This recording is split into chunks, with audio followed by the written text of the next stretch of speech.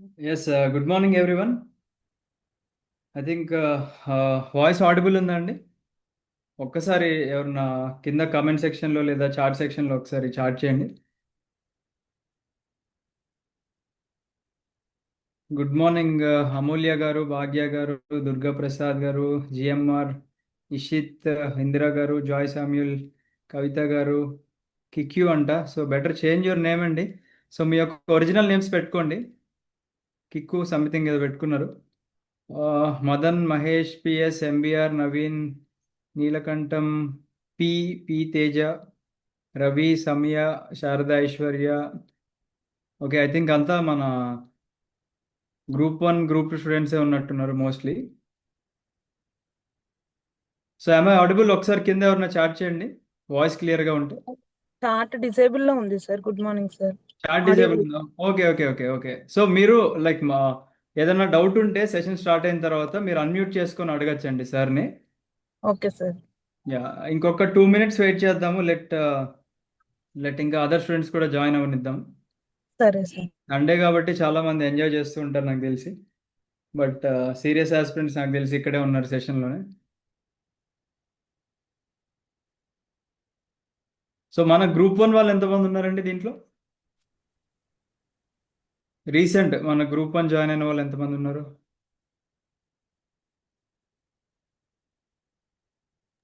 నేను మీకు group 1 sir. Okay okay okay. మీరు అక్కడ హ్యాండ్ రైజ్ ఆప్షన్ ఉంటే హ్యాండ్ రైజ్ అనే చేయండి.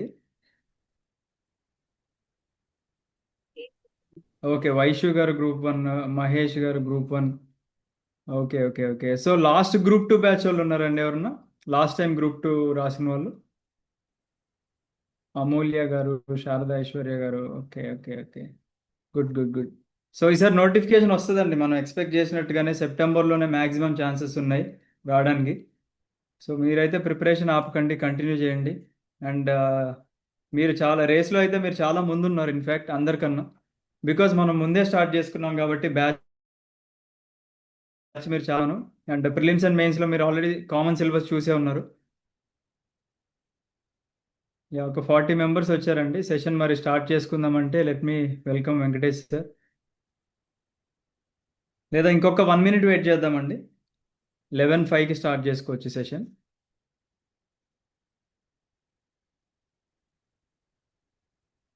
మీకు ఏదైనా డౌట్స్ ఉంటే మీరు ఒకసారి నోట్ డౌన్ చేసుకోండి ఈలోపు. సెషన్ జరిగేటప్పుడు మీకు సార్ చెప్పేటప్పుడు ఏమైనా డౌట్ ఉంటే అడగండి, లేదా సెషన్ కంప్లీట్ అయిన తర్వాత అయినా అడగండి. ఓకే, చాట్ కూడా ఇప్పుడు ఆన్ చేసి ఉన్నట్టుంది. ఒక్కసారి చాట్లో కూడా మీరు చాట్ చేయొచ్చండి.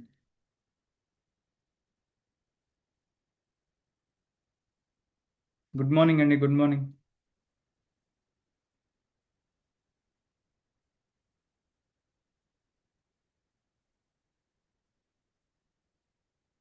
So let's wait for 10 more seconds. Good morning అండి అందరికీ, గుడ్ మార్నింగ్. సండే రోజు కూడా మీరు మీ టైం తీసుకొని ఈ సెషన్కి వచ్చారు, అదే గ్రేట్ థింగ్ అని చెప్పుకోవాలి.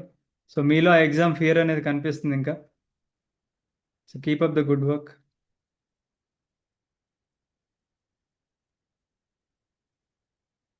ఎస్ అండి, 11:05 అయింది. So let's welcome Venkatesh sir. Venkatesh sir, very good morning. Welcome to the VIP academy. Thank you so much sir. మీరు మీ టైం తీసుకొని మన స్టూడెంట్స్ అందరికీ కూడా మీ యొక్క వాల్యుబుల్ టైంని డెడికేట్ చేస్తున్నందుకు. Good morning, Ashok sir, and good morning, everyone. Welcome to answer writing session. Yes, వినిపిస్తుంది అందరికి?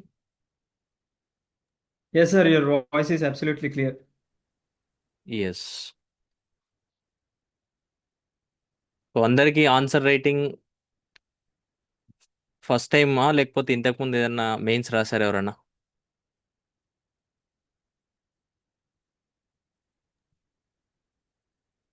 సో కింద చార్ట్లో చార్ట్ చేయండి ఎవరన్నా గ్రూప్ 1 మెయిన్స్ కానీ like APSC, TGPSC or UPSC mains రాసిన వాళ్ళు ఒకసారి కమెంట్ చేయండి.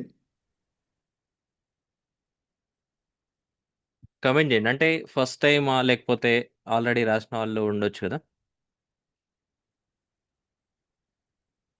ఎస్, ఇక్కడ చూస్తే most of the students first time and కొందరు ఉన్నట్టున్నారు. Okay, nice. సో ఆల్రెడీ రాసిన వాళ్ళు ఎవరైతే ఉంటే మీరు ఎలాంటి డిఫికల్టీ ఫేస్ చేశారు? మెయిన్ డిఫికల్టీ ఏది ఫేస్ చేశారు మీరు?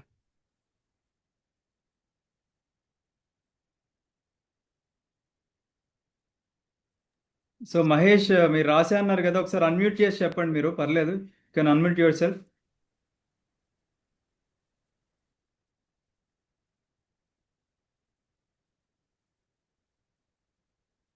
Sir good yes. Morning sir. Yes. Yes. Sir నేను మామూలుగా గ్రూప్ 1 గ్రూప్ 2 ఇప్పుడు ప్రజెంట్ పంచాయత్ సెక్రటరీగా వర్క్ చేస్తున్నాను సార్. ఓకే. గ్రూప్ 1 గ్రూప్ 2కి గత 2019 నుంచి ప్రిపేర్ అవుతున్నాను సార్. 2018 ఓకే. దాదాపు ఓకే. గుడ్. 7 ఇయర్స్ నుంచి. ఓకే. ఆబ్జెక్టివ్ టైప్ అయితే బాగానే అటెంప్ట్ చేస్తున్నా కానీ డిస్క్రిప్టివ్ రాసేటప్పుడు హ్యాండ్ అనేది ఫాస్ట్ పోవడం లేదు సార్. అంటే ఒక మామూలుగా థింకింగ్ అనేది న్యూ న్యూ ప్యాన్స్ రావడం లేదు సార్. అంటే జస్ట్ మ్యాటర్ అనేది ఎక్కువ రావడం లేదు సార్. ఓకే. ఓకే. ఓకే. అంటే కంటెంట్ అనేది ఆ టైంలో గుర్తుకు రావట్లేదు. కానీ ఆ నార్మల్‌గా టైంలో ఆబ్జెక్టివ్‌కి వచ్చేసరికి క్వెషన్ చూస్తారు కాబట్టి ఆన్సర్ చేయగలుగుతారు. అక్కడ 4 ఆప్షన్స్ ఉంటాయి కాబట్టి. అవునవును. ఇక్కడేందంటే ఆ క్వెషన్ ఇస్తున్నారు. మనమే రాయాలి కాబట్టి అక్కడ పాయింట్ జనరేట్ అవ్వట్లేదు. అదే కదా మెయిన్. అవును సార్. మళ్ళీ రాసిన పాయింట్ కూడా ఊకే మన నోటి మాటలాగా రాస్తున్నాం సార్. కానీ కరెక్ట్ ఎగ్జాక్ట్ పాయింట్ అనేది పడడం లేదు సార్. ఓకే. ఓకే. ఎగ్జాక్ట్ అంటే క్వెషన్‌కి తగ్గట్టు ఆన్సర్ రాయలేకపోతున్నారు. ఊకే జనరల్‌గా మన జనరల్‌గా రాస్తున్నారన్నమాట. క్లాసెస్‌గా టైప్ ఉంటది కదా సార్. క్లాసెస్ టైప్ రాస్తున్నాం సార్. కానీ ఎగ్జాక్ట్ పాయింట్ పడడం లేదు సార్. గుర్తు ఓకే. రావడం లేదు ఓకే. సార్ అక్కడ వినక. Yes. Yes. Okay sir. Thank you sir. Yeah! Okay. ఇంకేమన్నా డౌట్స్ ఉంటే చెప్పండి. అంటే ఆల్రెడీ రాసిన వాళ్ళు ఎవరైనా ఉంటే మెయిన్ ఇక్కడ ఫేస్ చేసిందేంటి మీరు? యెస్. Very good. ఇక్కడ ఏందంటే మెయిన్ టైమ్ మేనేజ్‌మెంట్. ఈ టైమ్ మేనేజ్‌మెంట్ కష్టం యాక్చువల్‌గా. ఎందుకంటే ఎన్ని క్వెషన్స్ ఉంటాయి? మీరు ఏదన్నా ఆంధ్రప్రదేశ్ గాని, తెలంగాణ గాని 15 క్వెషన్స్ రాయాలి. 15 క్వెషన్స్ రాయడం అనేది 3 అవర్స్‌లో డిఫికల్ట్ టాస్క్ అన్నమాట. అయితే మీరు యూపీఎస్సీ ఒకవేళ రాసుంటే ఎవరన్నా మీకు తెలుసు యూపీఎస్సీ ఇంగా కష్టం ఉంటది. ఎందుకంటే అక్కడ 20 క్వెషన్స్ ఉంటాయి. 20 క్వెషన్స్ ఉంటాయి. అండ్ ఆ 20 క్వెషన్స్‌లో 10 క్వెషన్స్ ఏమో 150 వర్డ్స్ ఉంటాయి. 10 క్వెషన్స్ ఏమో 250 వర్డ్స్ ఉంటది. సో, టోటల్ చూడండి ఇక్కడ 1500 వర్డ్స్ రాయాలి. ఇక్కడ 2500 వర్డ్స్ రాయాలి. అంటే మీరు 4000 వర్డ్స్ రాయాలి 3 అవర్స్‌లో. కానీ ఇక్కడ చూస్తే మీకెలా ఉంటుంది? సో, ఈచ్ క్వెషన్ ఇక్కడ మనం చూస్తే స్టేట్ పీఎస్సీలో 150 వర్డ్స్ ఉంటదన్నమాట.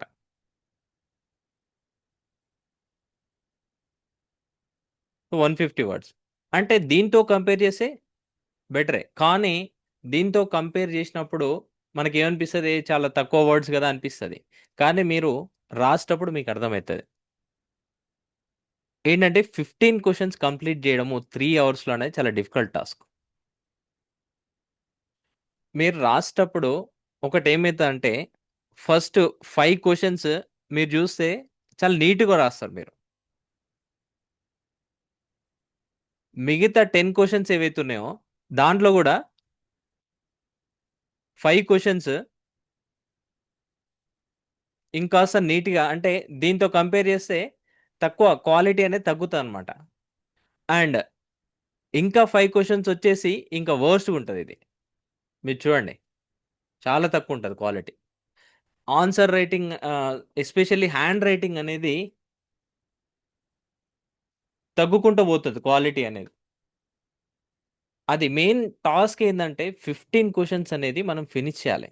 15 క్వెషన్స్ 3 అవర్స్‌లో ఫినిష్ చేయాలి. ఎట్ ద సేమ్ టైమ్ ఏందంటే క్వాలిటీ హ్యాండ్ రైటింగ్ అనేది ఉండాలి. అయితే నేను హ్యాండ్ రైటింగ్ గురించి ఎందుకు మాట్లాడుతున్నా అంటే మీరు చూడండి స్టేట్ పీఎస్‌సీలో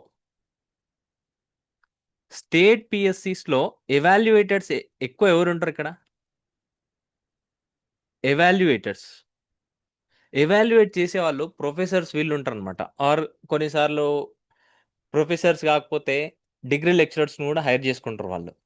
అయితే ఎవాల్యుయేటర్స్ వాళ్ళున్నప్పుడు వాళ్ళు మెయిన్ ఫోకస్ ఏముంటదంటే హ్యాండ్ రైటింగ్ మీద ఉంటది.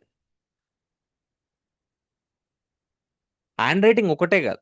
కానీ హ్యాండ్ రైటింగ్ అనేది కీ రోల్ ప్లే చేస్తదిక్కడ. అయితే మీరే ఆలోచించండి. ఎప్పుడు రెగ్యులర్గా వాళ్ళు డిగ్రీ ఎగ్జామ్స్ ఎవాల్యుయేట్ చేసేవాళ్ళు మన PSC state PSC exam evaluate చేసేటప్పుడు ఎంతో కొంత మైండ్లో ఉంటుంది కదా హ్యాండ్ రైటింగ్ అనేది. అదే అనమాట ఇక్కడ. అందుకే హ్యాండ్ రైటింగ్ మీద ఫోకస్ చేయండి ఫస్ట్ మీరు. మీ యొక్క హ్యాండ్ రైటింగ్ అనేది సరిగా లేకపోతే ఇంప్రూవ్ చేసుకోండి. అంటే 15 questions quality hand writing maintain చేయండి. నేను చెప్తున్నాను కదా, పక్కా మీకు ఏదో ఒక ర్యాంక్ వస్తుంది. ఇంకా కంటెంట్ ఇంకా బాగా పెడితే మీకు ఇంకా టాప్లో వస్తుంది. అది మెయిన్ గుర్తుపెట్టుకోండి. హ్యాండ్ రైటింగ్ ఈజ్ కీ అనమాట స్టేట్ పిఎస్సిస్లో. అండ్ ఈవెన్ యూపీఎస్సీలో కూడా రోల్ ప్లే చేస్తుంది. కానీ స్టేట్ పిఎస్సిస్లో ఏంటంటే హ్యాండ్ రైటింగ్ చాలా ఇంపార్టెంట్. అది ఒకవేళ మీ హ్యాండ్ రైటింగ్ అనేది బాగా లేకపోతే అది ఇంప్రూవ్ చేసుకోండి ఫస్ట్. అంటే డైలీ ఏదో 1 అవర్ కానీ హాఫ్ అన్ అవర్ పెట్టుకొని రాస్తూ ఉండండి అంతే. ఫస్ట్ స్లోగా రాయండి, దాని తర్వాత స్పీడ్ పెంచండి. అదే అనమాట హ్యాండ్ రైటింగ్. హ్యాండ్ రైటింగ్ మీద కొద్దిగా ఫోకస్ చేయండి. అండ్ ఎప్పుడైనా కూడా మీరు ఏదన్నా ఆన్సర్ రాద్దాం అనుకుంటున్నారు, మ్యూట్ చేసుకోండి ఎవరైతే. సమ్ డిస్టర్బెన్స్ ఉంది ఇక్కడ.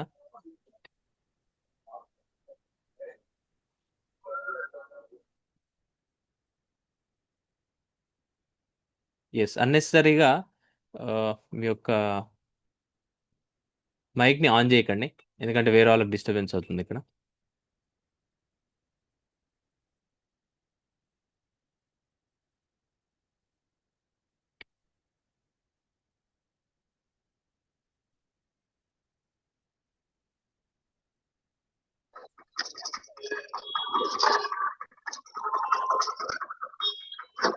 ఎస్,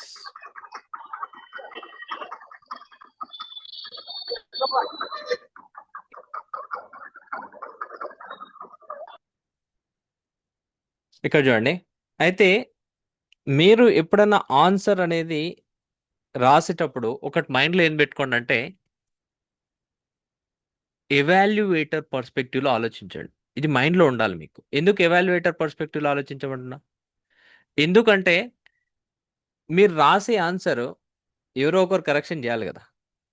ఆ ఎవాల్యుయేటర్కి నచ్చాలి. ఎవాల్యుయేటర్కి ఎప్పుడు నచ్చుతుంది? మీరు రాసే ఆన్సర్ అనేది ఎంత సింపుల్గా ఉంటే, అంటే ఎంత సింప్లిఫై చేస్తే అంత బాగా అర్థమవుతుంది ఎవాల్యుయేటర్కి. అంతేగాని మీరు డిఫికల్ట్ వర్డ్స్ యూజ్ చేసి అండ్ కన్ఫ్యూజన్గా రాసిండు అనుకోండి, ఎవాల్యుయేటర్కి ఏమనిపిస్తుంది? వీడు కన్ఫ్యూజన్ చేయడానికి రాసిండు, వీడికి క్లారిటీ లేదనిపిస్తుంది. అంటే క్లారిటీ ఆఫ్ థాట్ రిఫ్లెక్ట్ అవ్వాలి ఇక్కడ, మన యొక్క క్లారిటీ ఆఫ్ థాట్. మనం ఏం ఆలోచిస్తున్నాం అనేది అక్కడ రిఫ్లెక్ట్ అవుతుంది. సింపుల్గా ఉండాలన్నమాట. మీరు ఏదన్నా ఆన్సర్ రాస్తే దాన్ని ఎవాల్యుయేట్ చేసుకోండి, మీకే అర్థమవుతుంది మీరు రాసింది ఎలా ఉందనేది, ఫ్లో ఎలా ఉందనేది.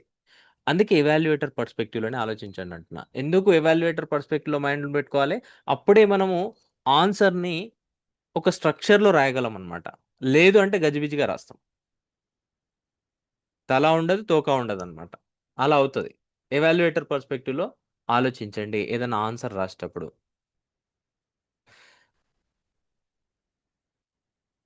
అందుకే ఇది మైండ్లో పెట్టుకోండి, ఎవాల్యుయేటర్ పర్స్పెక్టివ్ అనేది.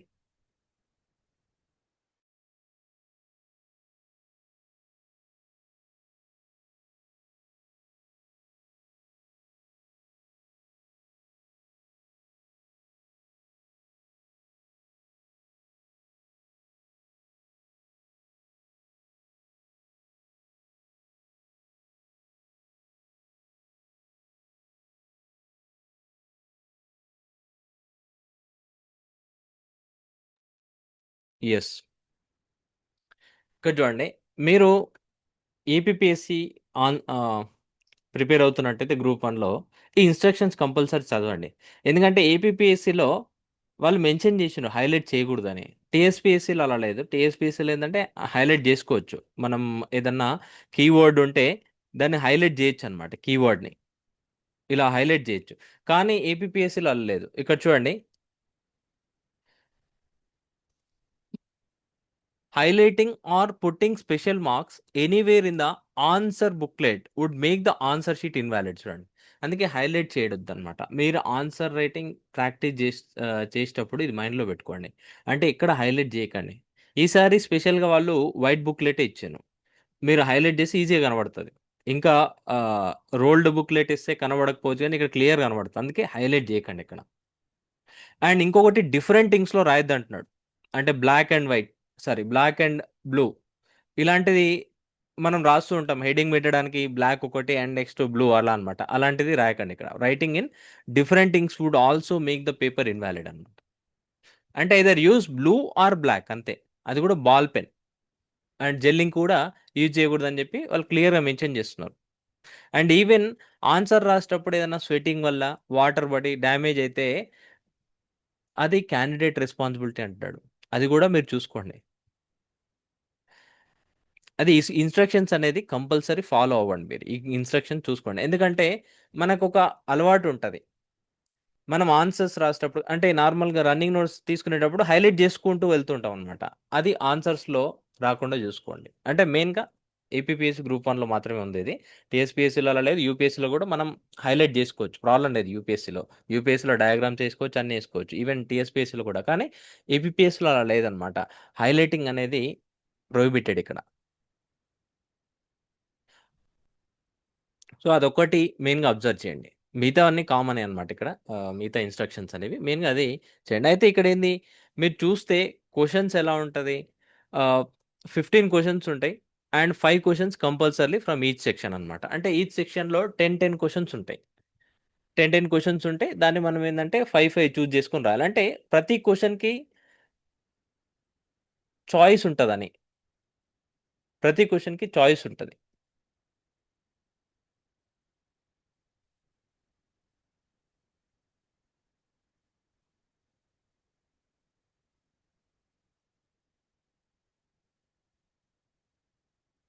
Is are evaluated very particular about content given by APPSC for correction.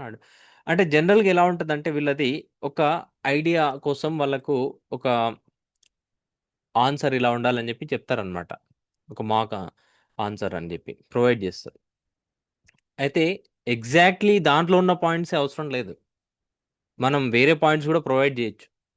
More or less ఆ పాయింట్స్ ఉండాలని అంటారు అంతే. ఎగ్జాక్ట్ అదే ఉంటే మార్కులు ఇస్తారు అనేది ఉండదు అనమాట. సో జస్ట్ ఒక స్కెల్టన్ లాగా మీరు అనుకుంటున్నట్టు అంతే. అంటే ఒక ఓవర్వ్యూ లాగా. సో ఇన్స్ట్రక్షన్స్ అనేవి మీరు కంపల్సరీ ఫాలో అవ్వండి. ఎందుకంటే ఈ మెయిన్గా ఈ హైలైటింగ్ అనేది లాస్ట్ 2 ఎగ్జామ్స్ నుంచి వీళ్ళు ఫాలో అవుతున్నారు అనమాట. హైలైటింగ్ అనేది ఉండొద్దు అని చెప్పి, స్పెషల్ మార్క్స్ పెట్టొద్దు అని చెప్పి. సో ఇది గుర్తుపెట్టుకోండి. అయితే ఆన్సర్ రైటింగ్ ఏదైతే ఉందో మీరు ఎలా అర్థం చేసుకోవాలంటే, ఒక డిష్ ప్రిపేర్ చేస్తున్నారు అనుకుందాం. మీకు చాలామందికి ఇంట్రెస్ట్ ఉండొచ్చు, కుకింగ్ అంటే ఇంట్రెస్ట్ ఉంటుంది. ఏదైనా ఒక డిష్ అనుకుందాం, ఏదైనా ఒక గుత్తి వంకాయ కర్రీ అనుకుందాం. సో దాంట్లో ఎలా ఉంటుంది, ఫస్ట్ మనం ఏం చేస్తాం, క్లియర్గా కట్ చేసుకుంటాం కదా వెజిటేబుల్స్. అంటే మెయిన్గా వంకాయలు ఏవైతే ఉన్నాయో కట్ చేసుకుంటాం. అంటే ఇక్కడ క్వశ్చన్లో కూడా అంతే అనమాట. క్వశ్చన్ ఏం చేస్తాం, ఇక్కడ పార్ట్స్గా విడగొట్టాలి.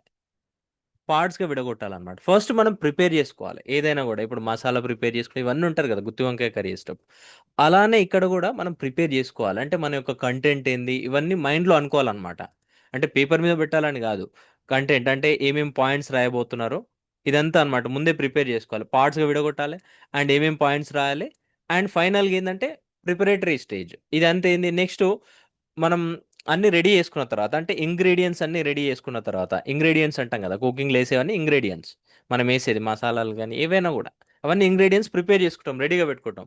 ఇక్కడ కూడా క్వశ్చన్లు ఏంది, అన్ని పార్ట్స్ అన్ని విడగొట్టిన తర్వాత పాయింట్స్ అన్ని ఈ రాస్తాం ఇవి రాస్తాం అని చెప్పి ఇంట్రొడక్షన్ ఇలా రాస్తాం అండ్ ఈ పాయింట్స్ పెడతాం బాడీలో అన్నట్టు మనం ముందే మైండ్లో అనుకుంటాం అనమాట. ఆర్ లేకపోతే రఫ్ పేజ్ ఉంటే అక్కడ జస్ట్ ఒక 1 లైన్లో ఇట్లా అనుకోండి, ఇలా ఇలా రాయాలని చెప్పి. దాని తర్వాత ఏంది, ఫైనల్ స్టేజ్ ప్రిపేర్ చేయడం. ప్రిపేర్ చేయడం అంటే మెయిన్గా స్ట్రక్చర్ అనమాట.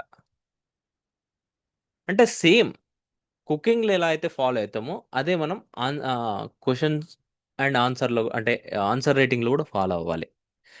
ఫస్ట్ కంటెంట్ అనుకోవాలి, ఫస్ట్ క్వశ్చన్ అర్థం చేసుకోవాలి, పార్ట్స్ విడవటం అంటే క్వశ్చన్ అర్థం చేసుకోవాలి, దాని తర్వాత పాయింట్స్ ఏమేమి రాయాలనుకోవాలి అండ్ ఫైనల్గా మనం దాన్ని ఇంప్లిమెంట్ చేయాలన్నమాట. అదే ఇక్కడ. అయితే దీని గురించి ఎందుకు మాట్లాడుతున్నాం మనం కుకింగ్ గురించి అంటే అన్ని ఇంగ్రీడియంట్స్ కరెక్ట్ ఉండి అండ్ కరెక్ట్గా ప్రిపేర్ చేస్తేనే కదా ఫైనల్ అవుట్పుట్ అంటే ఇక్కడ ఏంది టేస్ట్ రూపంలో మనకు తెలుస్తుంది. అది టేస్ట్ కరెక్ట్ వచ్చిందా లేదా అంటే ఏంది టేస్ట్ కరెక్ట్ వచ్చిందా లేదంటే మనం అన్ని ఇంగ్రీడియంట్స్ ప్రాపర్ గీసి అండ్ ప్రాపర్ టైంలో చేయాలి అవి కూడా. ఇది కూడా అంతే అన్నమాట. అంటే క్వశ్చన్ రాసేటప్పుడు కూడా మనం ప్రాపర్గా ఫాలో అవ్వాలి స్ట్రక్చర్ అనేది. అంతేగాని ఇంట్రొడక్షన్ లేదు, బాడీ లేదు, కంక్లూజన్ లేదు, ఊరికి రాసుకుంటూ పోయినామంటే ఎవాల్యుయేటర్ ఏం చేస్తాడంటే అంతా ఒకటే అనుకుంటాడు అనమాట ఆయన.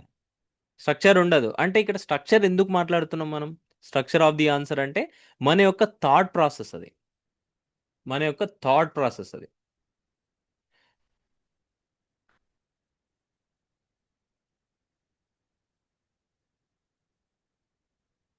ఎస్ చెప్పాను కదా ఇందాకనే అండర్లైనింగ్ చేయకూడదని చెప్పి. హైలైటింగ్ అంటే అదే. Yes grammar important role play చేస్తుంది. Very good. ఎందుకంటే అట్లీస్ట్ మీరు రాసేటప్పుడు స్పెల్లింగ్ మిస్టేక్స్ అనేవి చేయకండి. స్పెల్లింగ్ మిస్టేక్స్ అనేవి లేకుండా చూసుకోండి. ఇవి అస్సలు ఉండొద్దు. అండ్ ఫ్లో కూడా మంచిగా ఉండాలి. సెంటెన్స్ యొక్క ఫ్లో కూడా బాగుండాలి. అండ్ ఈ స్పెల్లింగ్ మిస్టేక్స్ కానీ ఫ్లో కానీ ఎలా పెంచుకుంటారు? న్యూస్ పేపర్ రీడింగ్ అనమాట. మీకు ఇష్టం లేకపోయినా కూడా న్యూస్ పేపర్ అనేది చదవడం నేర్చుకోండి. అది తెలుగు కానీ ఇంగ్లీష్ కానీ. తెలుగులో రాసేవాళ్ళు తెలుగు అంటే ఆ ఫ్లో ఆఫ్ ది సెంటెన్సెస్ ఉంది కదా మీకు అది రావడానికి. ఇంగ్లీష్ అయినా కూడా అంతే. ఇంగ్లీష్ ఏదైనా కూడా ఏదో ఒక newspaper Times of India or Hindu or Indian Express ఏదో ఒకటి. అయితే ఈ న్యూస్ పేపర్ చదవడం వల్ల మీకు అడ్వాంటేజెస్ ఉన్నాయి. ఒకటి ఫ్లో అనేది ఉంటుంది. అండ్ నెక్స్ట్ మీరు వర్డ్స్ అనేవి నేర్చుకోవచ్చు. కొత్త వర్డ్స్. ఆ వర్డ్స్ అనేవి మీరు ఆన్సర్ రైటింగ్‌లో యూజ్ చేయొచ్చు. అండ్ ఇంకొకటి ఏందంటే కరెంట్ అఫైర్స్‌లో కూడా యూజ్ అవుతుంది ఆ న్యూస్ పేపర్ అనేది. కరెంట్ అఫైర్స్ కూడా యూజ్ అవుతది. ఇలా డిఫరెంట్ బెనిఫిట్స్ ఉన్నాయి న్యూస్ పేపర్ చదవడం వల్ల.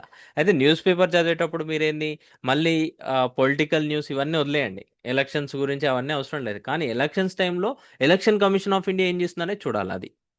అంటే సిలబస్ మైండ్‌లో ఉండాలి దానికి మళ్ళీ. అది. అంటే న్యూస్ పేపర్ అనేది ఫాలో అవ్వండి. ఫ్లో అనేది రావడానికి. Flow of the sentences.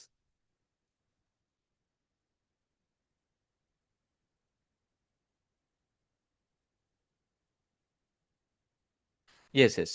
You can write. You can draw a diagram. Flow chart. Flow chart draw చేయొచ్చు. డయాగ్రామ్ డ్రా చేయొచ్చు. ప్రాబ్లమ్ లేదు.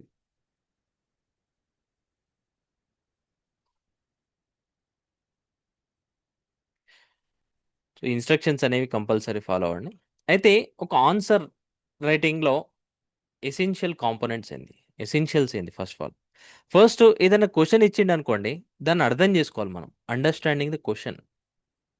క్వెషన్ అర్థం చేసుకోవడం చాలా ఇంపార్టెంట్. ఇప్పుడు ఇండస్ వ్యాలీ సివిలైజేషన్ గురించి క్వెషన్ వచ్చింది. అయితే ఆ క్వెషన్ మీరు చదవకుండా ఇండస్ వ్యాలీ సివిలైజేషన్ వచ్చింది కదా అని చెప్పి రాసుకుంటూ పోయాను ఇంకా. ఇండస్ వ్యాలీ సివిలైజేషన్ అంటే ఈ పార్ట్స్‌లో థ్రైవ్ అయింది. అండ్ దాంట్లో అర్బన్ కల్చర్ ఇవన్నీ ఉన్నాయని చెప్పి రాసుకుంటూ పోయాను అంతే. అప్పుడు ఎవాల్యుయేటర్ చూసినప్పుడు ఏమనిపిస్తది? క్వెషన్ చూస్తాడు ఆయన ఫస్ట్. క్వెషన్ ఏమి ఇచ్చిండని. దాని తర్వాత మీ ఆన్సర్ చూస్తాడు. మీరు క్వెషన్ అడిగిన దానికి రాయకపోతే ఏదో ఒక మార్క్స్ ఏస్తాడు అంతే. ఇక 10 మార్క్స్‌కి ఒక 2 మార్క్స్ ఏస్తాడు మీరు పెట్టిన ఎఫర్ట్‌కి అంతే. అదే మీరు క్వెషన్ అడ్రెస్ చేసి ఉంటే 5 మార్క్స్ వచ్చేవి. 3 మార్క్స్ డిఫరెన్స్. అదే ఎవ్రీ క్వెషన్ ఆలోచించండి. 15 ఇంటూ 3 45. అదే అవుతది ఇక్కడ. అంటే ఇక్కడ ఏంది క్వెషన్ అర్థం చేసుకోవడం ఇంపార్టెంట్. క్వెషన్ అర్థం చేసుకోవాలి ఇక్కడ. అండ్ క్వెషన్ అర్థం చేసుకున్న తర్వాత దాన్ని పార్ట్స్‌గా విడగొట్టాలి. అది దీంట్లోనే పార్ట్ అన్నమాట. క్వెషన్ అర్థం చేసుకోవడంలోనే ఇది ఒక పార్ట్ ఇది. పార్ట్స్‌గా విడగొట్టడం ఇంపార్టెంట్ ఇక్కడ క్వెషన్‌ని. అంటే 2 పార్ట్స్ ఉండొచ్చు ఒక క్వెషన్‌లో ఆర్ సింగిల్ పార్ట్ ఉండొచ్చు ఆర్ 3 పార్ట్స్ కూడా ఉండొచ్చు. అలా అన్నమాట. పార్ట్స్‌గా విడగొట్టడం. అర్థం చేసుకోవడం క్వెషన్. అండ్ నెక్స్ట్ అర్థం చేసుకున్న తర్వాత స్ట్రక్చర్ చాలా ఇంపార్టెంట్ అన్నమాట. ఇది మెయిన్. మీ యొక్క ఆన్సర్‌కి లైఫ్‌నిచ్చే స్ట్రక్చర్ అన్నమాట. మీ యొక్క స్ట్రక్చర్‌కి లైఫ్‌నిచ్చేది మీ యొక్క ఆన్సర్‌కి స్ట్రక్చర్‌నిచ్చేది సారీ మీ యొక్క ఆన్సర్కి లైఫ్ని ఇచ్చే స్ట్రక్చర్ అనమాట. స్ట్రక్చర్ ఎలా ఉంటుంది? స్ట్రక్చర్ అంటే ఇది అందరికి తెలిసిందే ఉంటుంది, ఎందుకంటే వేరియస్ వీడియోస్ చూసే ఉంటారు. ఇంట్రొడక్షన్ అని, బాడీ అంటే మెయిన్ పార్ట్ కానీ, అండ్ కంక్లూజన్. ఇది ఒక ప్రాపర్ స్ట్రక్చర్ అనమాట. అంటే మన యొక్క థాట్స్ని ప్రజెంట్ చేయడానికి ఒక ప్రాపర్ స్ట్రక్చర్ ఇది. ఇచ్చిన క్వశ్చన్ని ఇంట్రొడక్షన్, బాడీ, కంక్లూజన్ రూపంలో విడగొట్టాలి మనం. స్ట్రక్చర్ అంటాం దాన్ని. అయితే ఇక్కడ ఏంది, ఇంట్రొడక్షన్ అనేది ఎలా ఉండాలి? ఫర్ ఎగ్జాంపుల్ చూడండి, ఒక క్వశ్చన్ చూద్దాం. మీరు యూపీఎస్సి స్టేట్ పిఎస్సి రీసెంట్గా జరిగిన ఎగ్జామ్ క్వశ్చన్ పేపర్ చూసిండ్రా మీరు?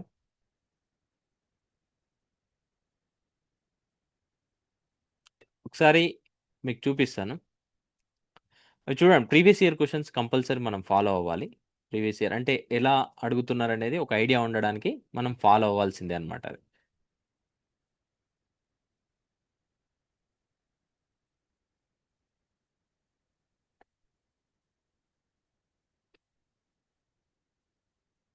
ఓకే, ఇక్కడ చూడండి, ఇది రీసెంట్గా అడిగిన క్వశ్చన్. ఇది 2025లో రీసెంట్గా జరిగింది కదా ఎగ్జామ్, దాంట్లో అడిగిన క్వశ్చన్ చూడండి. ఇది discuss the origin and expansion of the Indus valley civilization. ఇక్కడ చూడండి, ఇండస్ వ్యాలీ సివిలైజేషన్ గురించే క్వశ్చన్ అడిగాను. అండ్ ఇండస్ వ్యాలీ సివిలైజేషన్ మీరు ప్రిలిమ్స్లో కానీ మెయిన్స్లో కానీ చాలా ఇంపార్టెంట్ అది. ఇండస్ వ్యాలీ సివిలైజేషన్ గురించి క్వశ్చన్ అడిగింది కదా, ఇక్కడ ఫస్ట్ మనం విడగొట్టాలి క్వశ్చన్ని. ఇక్కడ ఏమన్నాడు, ఆరిజిన్ అడిగిండు అండ్ ఎక్స్పాన్షన్, 2 పార్ట్స్ ఉన్నాయి ఇక్కడ. Discuss the origin and expansion of Indus valley civilisation అన్నాడు.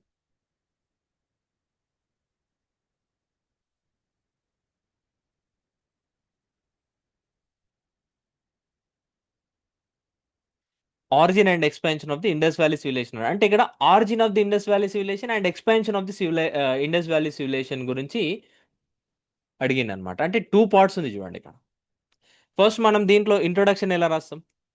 ఇంట్రొడక్షన్ అంటే మెయిన్గా ఇండస్ వ్యాలీ సివిలైజేషన్ ఎప్పుడు స్టార్ట్ అయింది అంటే రఫ్ ఒక పీరియడ్ అనేది మెన్షన్ చేస్తాం అనమాట.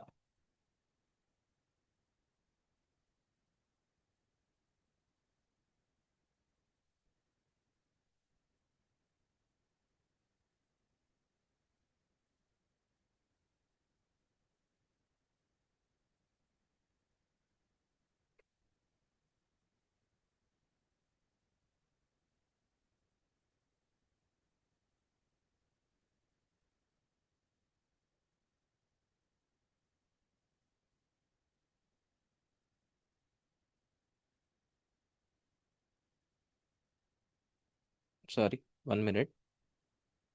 ఓకే,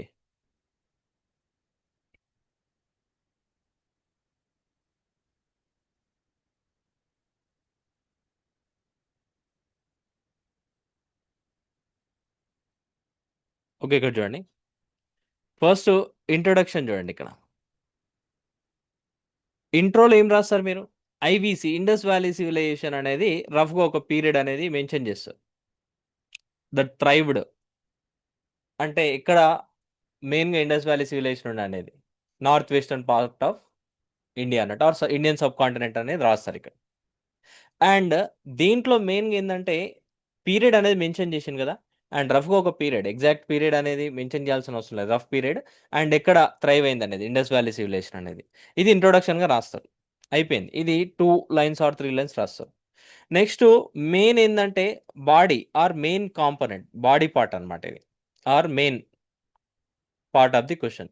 దీంట్లో ఏంది, వాడు ఆరిజిన్ అన్నాడు అండ్ ఎక్స్పాన్షన్. అంటే ఆరిజిన్ రాయాలి మనం ఇక్కడ అండ్ ఎక్స్పాన్షన్ రాయాలి, 2 ఈక్వల్ ఇంపార్టెన్స్ ఉండాలన్నమాట. ఎక్స్పాన్షన్ అంటే తెలుసు కదా, జాగ్రఫికల్ ఎక్స్టెంట్ అనమాట. అండ్ ఇక్కడ ప్లేసెస్ అనేవి మీరు మెన్షన్ చేయాలి కంపల్సరీ. అయితే ఈ ఎక్స్పాన్షన్లో మీరు కావాలంటే ఇండియన్ మ్యాప్ వేయచ్చు రఫ్గా ఇలా, ఓకేనా, ఎగ్జాక్ట్ వేయాల్సిన అవసరం లేదు. కానీ మెన్షన్ చేస్తే ఇక్కడ ఈ పార్ట్లో మనం మెన్షన్ చేయొచ్చు అనమాట. ఇండస్ వ్యాలీ సివిలైజేషన్ అనేది కొన్ని ప్లేసెస్ అనేవి ఇక్కడ రిప్రజెంట్ చేయండి. సారీ, ఇక్కడ బ్యాడ్ షేప్లో వచ్చింది, కొద్దిగా నీట్గా వేయచ్చు మీరు, నాట్ నెసరీ. ఇక్కడ మీరు మెన్షన్ చేయండి ప్లేసెస్, అప్పుడు వాల్యూ అడిషన్ ఉంటుంది అనమాట. ప్లేసెస్, ఎక్స్పాన్షన్ ఎలా అయింది అండ్ ఆరిజిన్ ఎలా అయింది. సో అందుకే ఇండస్ రివర్ దగ్గరలోనే ఎందుకు ఆరిజిన్ అయింది మెయిన్ తెలుసు కదా, అంటే అప్పుడు సివిలైజేషన్ అనేది థ్రైవ్ అయిన రివర్ చుట్టూలోనే ఉంటాయి, మెయిన్గా అగ్రికల్చర్ కోసం. అలా అంటే ఆరిజిన్ అండ్ ఎక్స్పాన్షన్ రెండింటిని అడ్రస్ చేయాలి. అయితే రాసేటప్పుడు ఇక్కడ మీరు కీవర్డ్ చూడండి, డిస్కస్ అని ఇచ్చిండు. డిస్కస్ అని ఇచ్చినప్పుడు మెయిన్ ఏంటంటే పారాగ్రాఫ్ ప్రిఫర్ చేస్తాం అనమాట. అండ్ అదర్వైజ్ మీరు ఒకవేళ టైం లేదు అనుకున్నప్పుడు ఏం చేయొచ్చు అంటే పాయింట్ వైజ్ రాయొచ్చు. జనరల్గా ఏంటంటే పాయింట్ వైజ్ ప్రిఫర్ చేయండి. మీరు ఎన్ని ఎక్కువ నెంబర్ ఆఫ్ పాయింట్స్ రాస్తే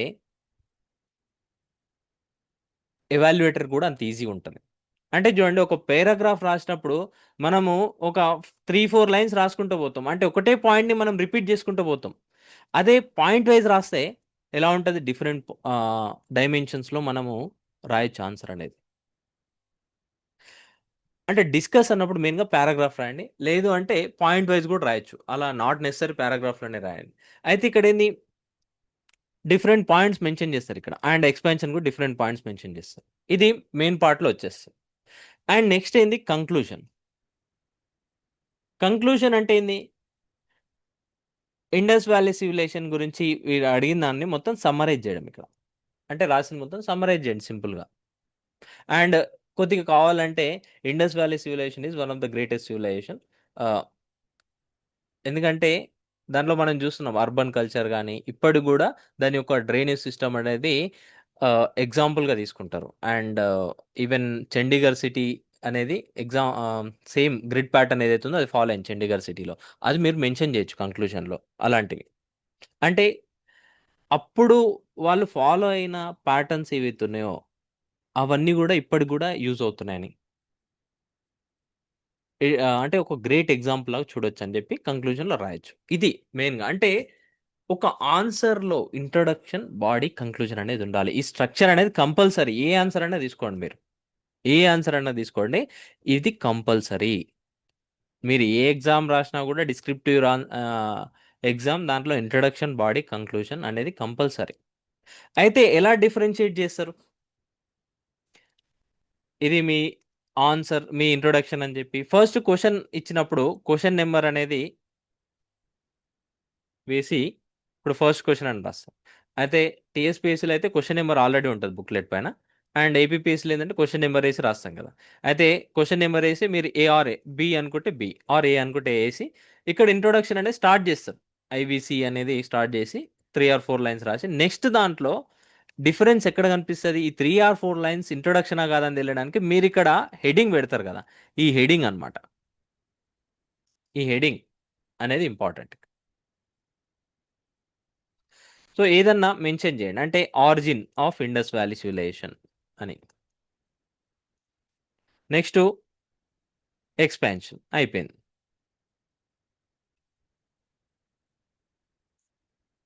ఆరిజిన్, ఎక్స్పాన్షన్. సో దీంట్లో పాయింట్స్ రాసుకుంటూ పోతారు.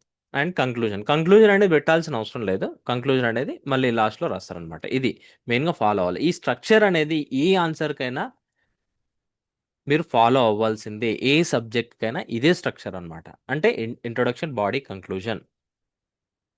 అయితే కొన్నిసార్లు క్వశ్చన్స్ ఎలా వస్తాయి, కొన్ని ఈజీగా వస్తాయి. ఇప్పుడు ఇండస్ వ్యాలీ సివిలైజేషన్ అంటే మనం చదువుతాం కాబట్టి ప్రాబ్లం లేదు, దాని గురించి మీకు కంటెంట్ ఉంటుంది, అది మెయిన్ అనమాట. ఇంకా నెక్స్ట్ వచ్చేది ఒకటి స్ట్రక్చర్ ఆన్సర్ రైటింగ్లో, నెక్స్ట్ వచ్చేది కంటెంట్ అనమాట.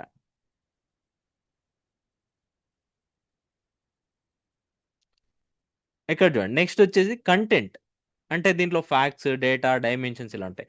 అయితే ఇక్కడ కంటెంట్ అనేది మీ దగ్గర లేదనుకున్నాం, ఇప్పుడు ఇండస్ వ్యాలీ సివిలైజేషన్ దగ్గర ఉంటుంది, ఆర్ జైనిజం, బుద్ధిజం అంటే మీ దగ్గర కంటెంట్ ఉంటుంది. కానీ కంటెంట్ లేకపోతే, ఒక నిమిషం,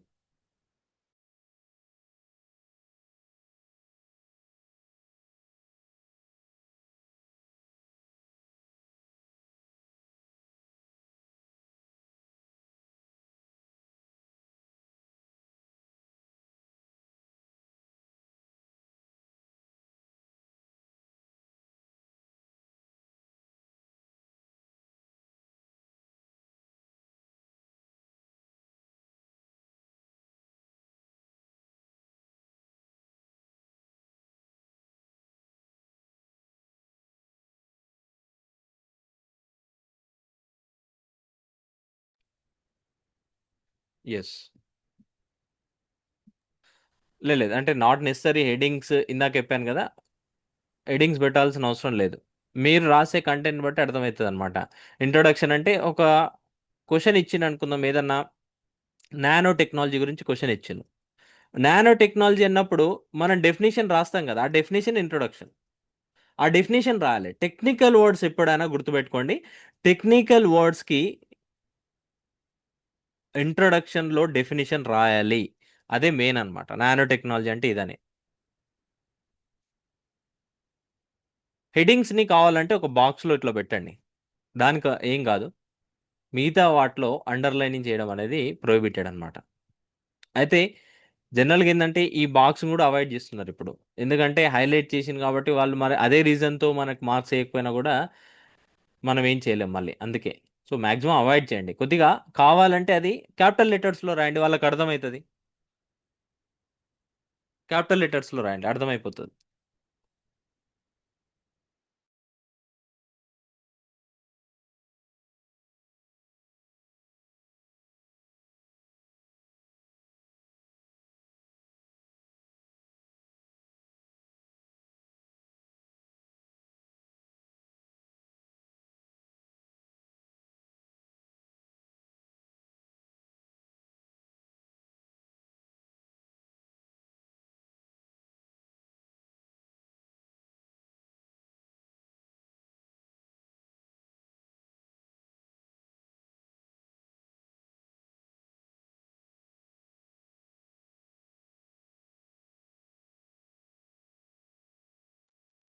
యెస్. ఇక్కడ చూడండి. అయితే ఇంట్రొడక్షన్ అనేది డిఫరెంట్ వేస్‌లో ఈ స్ట్రక్చర్‌లోనే అంటే ఇప్పుడు చూడండి నెక్స్ట్ కంటెంట్స్‌కొస్తే ఇంట్రొడక్షన్ వచ్చేసి మనం డిఫరెంట్ వేస్‌లో రాయొచ్చు. డిఫరెంట్ వేస్ ఆఫ్ ఇంట్రొడక్షన్ ఉంటది.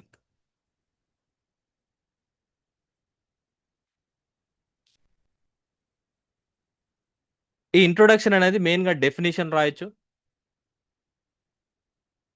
ఆర్ లేకపోతే ఏదన్నా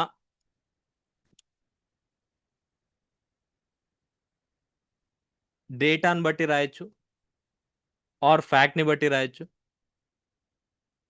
ఆర్ లేకపోతే ఏదన్నా రిపోర్ట్ మెన్షన్ చేస్తూ రాయొచ్చనమాట.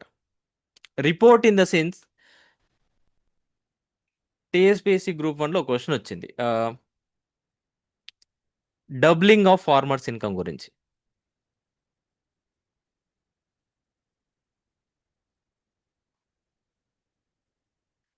డబ్లింగ్ ఆఫ్ ఫార్మర్స్ ఇన్‌కమ్ గురించి ఒక క్వెషన్ వచ్చింది.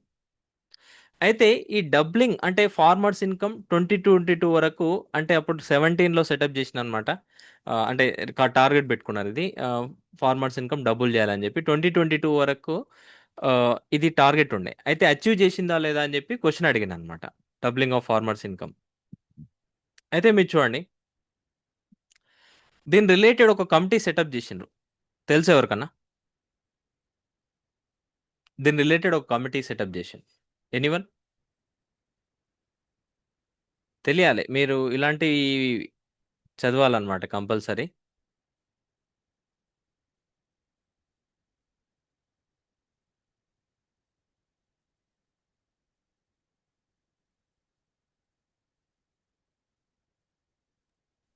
Yes. Okay. Ashok Dalwai committee అని ఒకటి సెటప్ చేసిండనమాట. తెలియకపోతే చెప్తున్నాను చూడండి ఇక్కడ. అశోక్ దాల్వాయ్ కమిటీ. ఈ కమిటీ చెప్పిందనమాట. Doubling of farmers income by 2022 అనేది. ఈ కమిటీ రికమెండ్ చేసింది. అయితే మీరు ఇంట్రొడక్షన్ చేస్తారంటే government has set up Ashok Dalwai committee to doubling farmers income by 2022 అని చెప్పి ఇంట్రొడక్షన్ రాసింది. అంటే ఈ అశోక్ దాల్వాయ్ కమిటీ మెన్షన్ చేసింది కదా! అక్కడే మీకు మార్క్స్ వస్తాయి. ఇది కీ అన్నమాట ఇక్కడ. అంటే ఇంట్రొడక్షన్‌లో కమిటీ గాని, ఆర్ ఏదైనా రిపోర్ట్ గాని, ఆర్ ఏదైనా డేటా గాని, ఆర్ డెఫినిషన్ గాని రాయొచ్చు. ఒకవేళ టెక్నికల్ టర్మ్ అయితే డెఫినిషన్ రాయాలి. టెక్నికల్ టర్మ్ అయితే డెఫినిషన్ రాయాలి కంపల్సరీ. ఇప్పుడు ఫర్ ఎగ్జాంపుల్ జీడీపీ గురించి అడిగాను. ఆర్ లేకపోతే జీఎస్టీ గురించి అడుగుందనుకుందాం. జీఎస్టీ గురించి అడిగితే జీఎస్టీ డెఫినిషన్ రాయండి. గూడ్స్ అండ్ సర్వీసెస్ టాక్స్ అంటే ఏంది? Simple definition. అయిపోయింది ఇంట్రొడక్షన్ అంతే. స్టేట్ పీఎస్‌సీస్‌లో గుర్తుపెట్టుకోండి. ఎస్పెషల్లీ వీళ్ళు ఎవాల్యుయేటర్స్ గ్రూప్ 1 అనేది చాలా తక్కువ జరుగుతుంది కాబట్టి వాళ్ళు రెగ్యులర్గా కన్సిస్టెంట్గా ఉండరు. యూపీఎస్సీలో ఏంటంటే ఎవ్రీ ఇయర్ జరుగుతుంది కాబట్టి కన్సిస్టెంట్గా ఉంటారు. కానీ స్టేట్ పిఎస్సీస్లో అలా కాదనమాట. అందుకే వాళ్ళు ఏంటంటే సింపుల్గా చూస్తారనమాట, క్వశ్చన్ అనేది సింపుల్గా రాసినా లేదా అనేది. అందుకే ఫస్ట్ డెఫినేషన్ మీద ఫోకస్ చేయండి. అండ్ నెక్స్ట్ వచ్చేసి ఇంట్రొడక్షన్ అయిపోయింది కదా. ఇంట్రొడక్షన్ అయిపోయిన తర్వాత నెక్స్ట్ కంటెంట్లో మెయిన్ పార్ట్ ఏంది, బాడీ పార్ట్ అన్నమాట. దీనిలో కంటెంట్ మీకు ఏదన్నా క్వశ్చన్ తెలియంది వచ్చింది అనుకుందాం, తెలియంది వచ్చింది, ఇందాక చెప్పినట్లే డబ్లింగ్ ఫార్మర్స్ ఇన్కమ్ వచ్చింది. అయితే డబ్లింగ్ ఫార్మర్స్ ఇన్కమ్ వచ్చినప్పుడు మీరు ఎలా మేనేజ్ చేయాలి అంటే, ఒకటి గుర్తుపెట్టుకోండి, సిలబస్ మైండ్లో పెట్టుకోండి ఎప్పుడైనా కూడా. రాని అంటే క్వశ్చన్స్, తెలియని క్వశ్చన్స్ వస్తే ఏం చేయాలి, అండ్ ఈవెన్ తెలిసిన క్వశ్చన్స్లో కూడా ఎక్కువ పాయింట్ జనరేట్ కావాలంటే సిలబస్ మైండ్లో పెట్టుకోండి. సిలబస్ మైండ్లో పెట్టుకోండి ఇన్ ద సెన్స్ అంటే డైమెన్షన్స్ అన్నమాట. ఇక్కడ డిఫరెంట్ డైమెన్షన్స్, అది మెయిన్ ఇక్కడ. అంటే డైమెన్షన్స్ ఏమొస్తుంది, మీరు సిలబస్ మైండ్లో పెట్టుకుంటే హిస్టారికల్ డైమెన్షన్ ఒకటి వస్తుంది, societal dimension, economic dimension, and political dimension, and administrative dimension, and technological dimension, gender dimension, environmental dimension, ఇలా అన్నమాట. ఎన్విరాన్మెంటల్ డైమెన్షన్ ఇలా అన్నమాట, different dimensions. Historical, society, economy, political, administrative, technological, gender, environmental, ఇలా different dimensions మైండ్లో ఉన్నాయనుకోండి, అప్పుడు ఏమవుతుందంటే ఏదో ఒక పాయింట్ అనేది గుర్తొస్తుంది. ప్రతి డైమెన్షన్లో ఏదో ఒక పాయింట్ గుర్తొస్తుంది. ఇది అవ్వాలి అంటే ప్రాక్టీస్ కావాలి. వితౌట్ ప్రాక్టీస్ ఇది రాదు. నేను చెప్పినంత మాత్రాన మీకు ఈజీగా అనిపించచ్చు, అరే ఇది సిలబస్ గుర్తుపెట్టుకుంటాం దాంట్లో ఏదో ఒకటి, కానీ అది వెంటనే గుర్తుకు రావు. ప్రాక్టీస్ చేస్తేనే వస్తుంది. రెగ్యులర్గా ప్రాక్టీస్ చేయాలి. ఇది మీకు కంటెంట్ ఉంటుంది, మీరు చదువుంటారు, కానీ అది ఎలా ప్రజెంట్ చేయాలంటే ఈ డైమెన్షన్స్ మీకు మైండ్లో ఉండాలి. సిలబస్ గుర్తుపెట్టుకోండి అంతే, సిలబస్ ప్రకారం డైమెన్షన్స్ అనేవి వస్తూ ఉంటాయి. కొన్నిసార్లు దీన్నే మీరు పెస్టాల్ అప్రోచ్ అని వింటూ ఉంటారు అనమాట. అంటే political, economic, social, technological, administrative, legal dimension, and దీనికి మీరు ఇంకొక డైమెన్షన్ ఎన్విరాన్మెంట్ యాడ్ చేయొచ్చు, జెండర్ డైమెన్షన్ యాడ్ చేయొచ్చు. అయితే మీరు కంపల్సరీ ఈ 2 యాడ్ చేయండి ఇప్పుడు. ఎందుకంటే ఎన్విరాన్మెంట్ అనేది ఈ మధ్య బాగా ట్రెండింగ్ ఉంది, అండ్ క్లైమేట్ చేంజ్ అనేది మెయిన్గా అవుతుంది కదా. అందుకే ఎన్విరాన్మెంట్ డైమెన్షన్, జెండర్ డైమెన్షన్ కూడా మీ ఆన్సర్స్లో ఇంక్లూడ్ చేయండి. అయితే ఇందాక చెప్పాను కదా, డబ్లింగ్ ఆఫ్ ఫార్మర్స్ ఇన్కమ్ అవ్వలేదు అని చెప్పి మీరు అంటారు, ఎందుకంటే డబ్లింగ్ ఆఫ్ ఫార్మర్స్ ఇన్కమ్ అవ్వలేదు. అయితే మీరు అక్కడ పొలిటికల్ డైమెన్షన్ ఏం రాస్తారు, ఫస్ట్ హిస్టారికల్ డైమెన్షన్ చూస్తే మీరేంది, మన యొక్క agriculture is dominated by few crops. Obviously కదా, ఫ్యూ క్రాప్సే ఉన్నాయి. ఏది డైవర్సిటీ లేదు అక్కడ.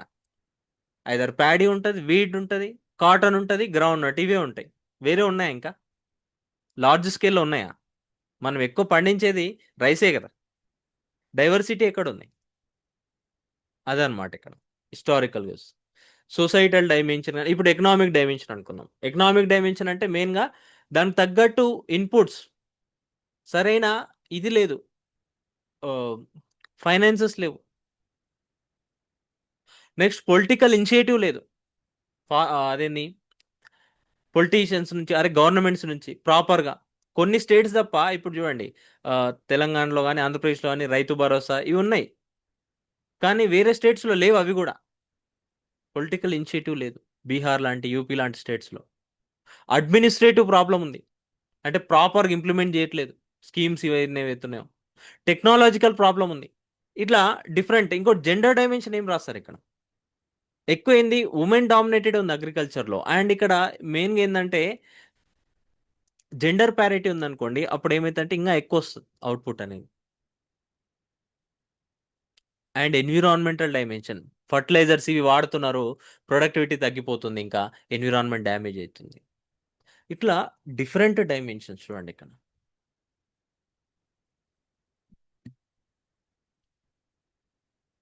ఎస్, ఈ వీడియో అనేది యూట్యూబ్లో అప్లోడ్ చేస్తాం, చూసుకోవచ్చు, ప్రాబ్లం లేదు. ఇక్కడ చూడండి, అంటే డైమెన్షన్ వైజ్ ఆలోచించండి, మీకు అప్పుడే పాయింట్స్ అనేవి వస్తాయి. స్టార్టింగ్లో ఒక స్టూడెంట్ అడిగారు అనమాట, కంటెంట్ ఉంది కానీ దాన్ని ఆ టైంలో గుర్తుకు రావట్లేదు అంటే ఫస్ట్ ప్రాక్టీస్ చేయాలి మనం. మీరు ఎంత ప్రాక్టీస్ చేస్తే అంత బాగా రిఫైన్మెంట్ అనేది వస్తుంది. గుర్తుపెట్టుకోండి, answer writing is all about practice. ఒక్కసారి రాదు అది. నాకు కంటెంట్ ఉంది, నేను పోయి ఎగ్జామ్లో రాస్తా అంటే రాదు. ఎందుకంటే ఫస్ట్ ఒక 5-6 క్వశ్చన్స్ బాగా రాస్తారు, మిగతా క్వశ్చన్స్లో మీరు స్ట్రగుల్ అవుతారు పాయింట్స్ అనేవి. అది ప్రాక్టీస్ చేస్తేనే వస్తుంది. ప్రాక్టీస్ చేయండి. ప్రాక్టీస్ చేయకపోతే ఆన్సర్ రైటింగ్ రాదు. కన్నా ప్రాక్టీస్ చేయకపోతే ఆన్సర్ రైటింగ్ రాదు, అది ఇంపార్టెంట్. అండ్ మీకు ర్యాంక్ రావాలా రావద్దా అనేది మెయిన్స్లోనే ఉంటుంది. Interview is all about 75 marks. కానీ ఇక్కడ చూస్తే మెయిన్స్లోనే ఉంటుంది అనమాట. మొత్తం 5 పేపర్స్ ఉన్నాయి. 5 పేపర్స్ ఎంత ఇంపార్టెంట్ చూడండి ఇక్కడ, 750 మార్క్స్. ఓకేనా? అంటే మ్యాక్సిమైజ్ చేసుకోండి మీ మార్క్స్ అనేవి. ఇక్కడే మెయిన్స్తోనే మీరు ఏది చేయాలన్నా కూడా, ఈవెన్ సివిల్ సర్వీసెస్లో కూడా మెయిన్స్తోనే. ఆ కంటెంట్ రాదు, నేను ఇంకా ప్రిపేర్ అవ్వాలనుకుంటే ఎప్పటికీ రాదు. ఫస్ట్ మీరు స్టార్ట్ చేయాలి ఆన్సర్ రైటింగ్ అనేది, దాంతోపాటే మీరు గ్యాదర్ చేసుకుంటూ ఉంటారు. అందుకే మ్యాక్సిమం ప్రాక్టీస్ చేయండి. అండ్ ఈ డైమెన్షన్ వైజ్ గుర్తుపెట్టుకోండి. డైమెన్షన్స్ అనేవి గుర్తుకులేదంటే సిలబస్ గుర్తు చేసుకోండి. సిలబస్ తెలుసు కదా ఏమేమి ఉందనేది.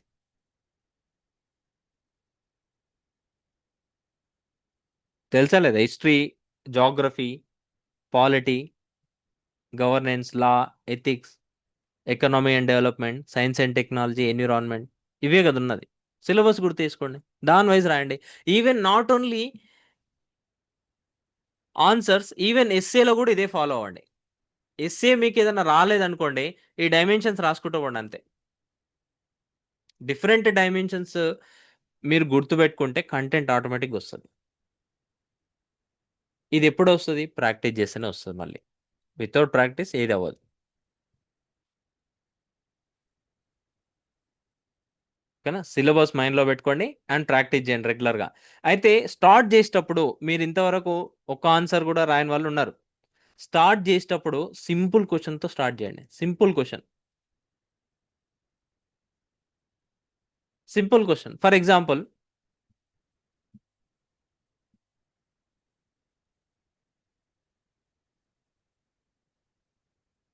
వాట్ ఈస్ ఇన్ఫ్లేషన్ అంటే ద్రవ్యోల్బణం అంటే ఏంది? What is inflation? And next, అంత సింపుల్గా ఉండదు క్వశ్చన్ ఎప్పుడైనా కూడా. What is inflation?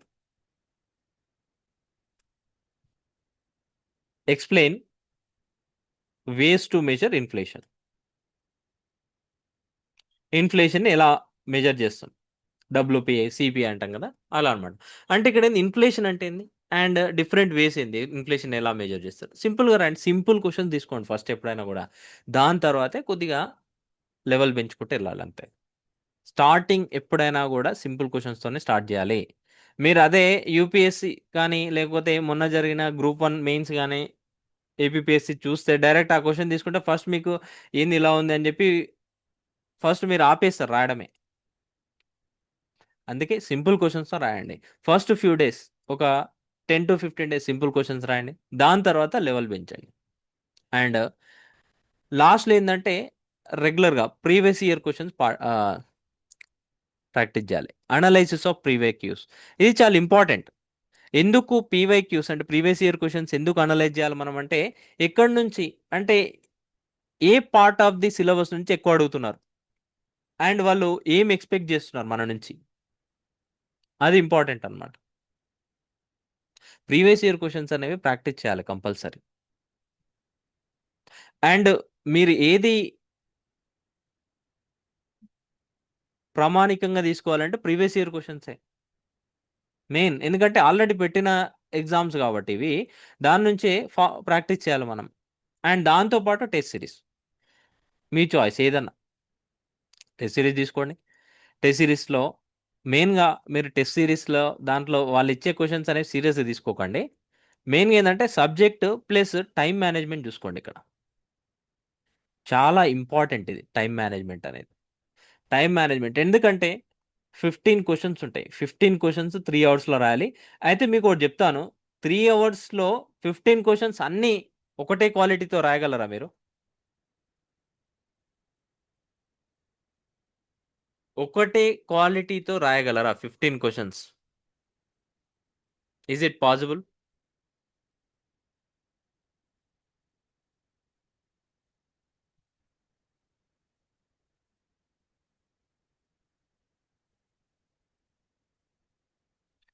ఎస్. గుర్తుపెట్టుకోండి, 15 క్వశ్చన్స్ అనేవి మనం సేమ్ క్వాలిటీతో రాయలేము. అది గుర్తుపెట్టుకోండి. అయితే మీరు ఒకటి ఫాలో అవ్వాలి ఎప్పుడైనా కూడా. కొన్ని క్వశ్చన్స్ చాలా బాగా రాయొచ్చు, ఎక్సలెంట్గా రాయొచ్చు. కొన్ని క్వశ్చన్స్ గుడ్, కొన్ని క్వశ్చన్స్ అబోవ్ యావరేజ్. ఎప్పుడైనా మనం ఇది ఫాలో అవ్వాలి. ఎట్టి పరిస్థితిలో మీ యొక్క క్వశ్చన్ బిలో యావరేజ్ మాత్రం ఉండొద్దు. ఎట్టి పరిస్థితిలో average are above average. Average ఎప్పుడు ఫాలో అవ్వాలి? ఎప్పుడు అంటే ఇప్పుడు మీరు ఒక కొన్ని క్వశ్చన్స్ ఎక్సలెంట్గా రాసి ఉంటారు కాబట్టి టైం ఇక్కడ ఎక్కువ తీసుకుని ఉంటారు. అయితే లాస్ట్ మినిట్లో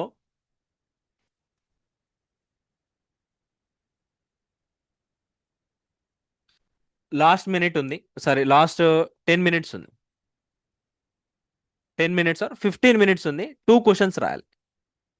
15 మినిట్స్ 2 క్వశ్చన్స్ అంటే కొద్దిగా టఫ్ అనమాట. ఎందుకంటే యావరేజ్గా 7 మినిట్స్ 7.5 అట్లా వస్తుంది.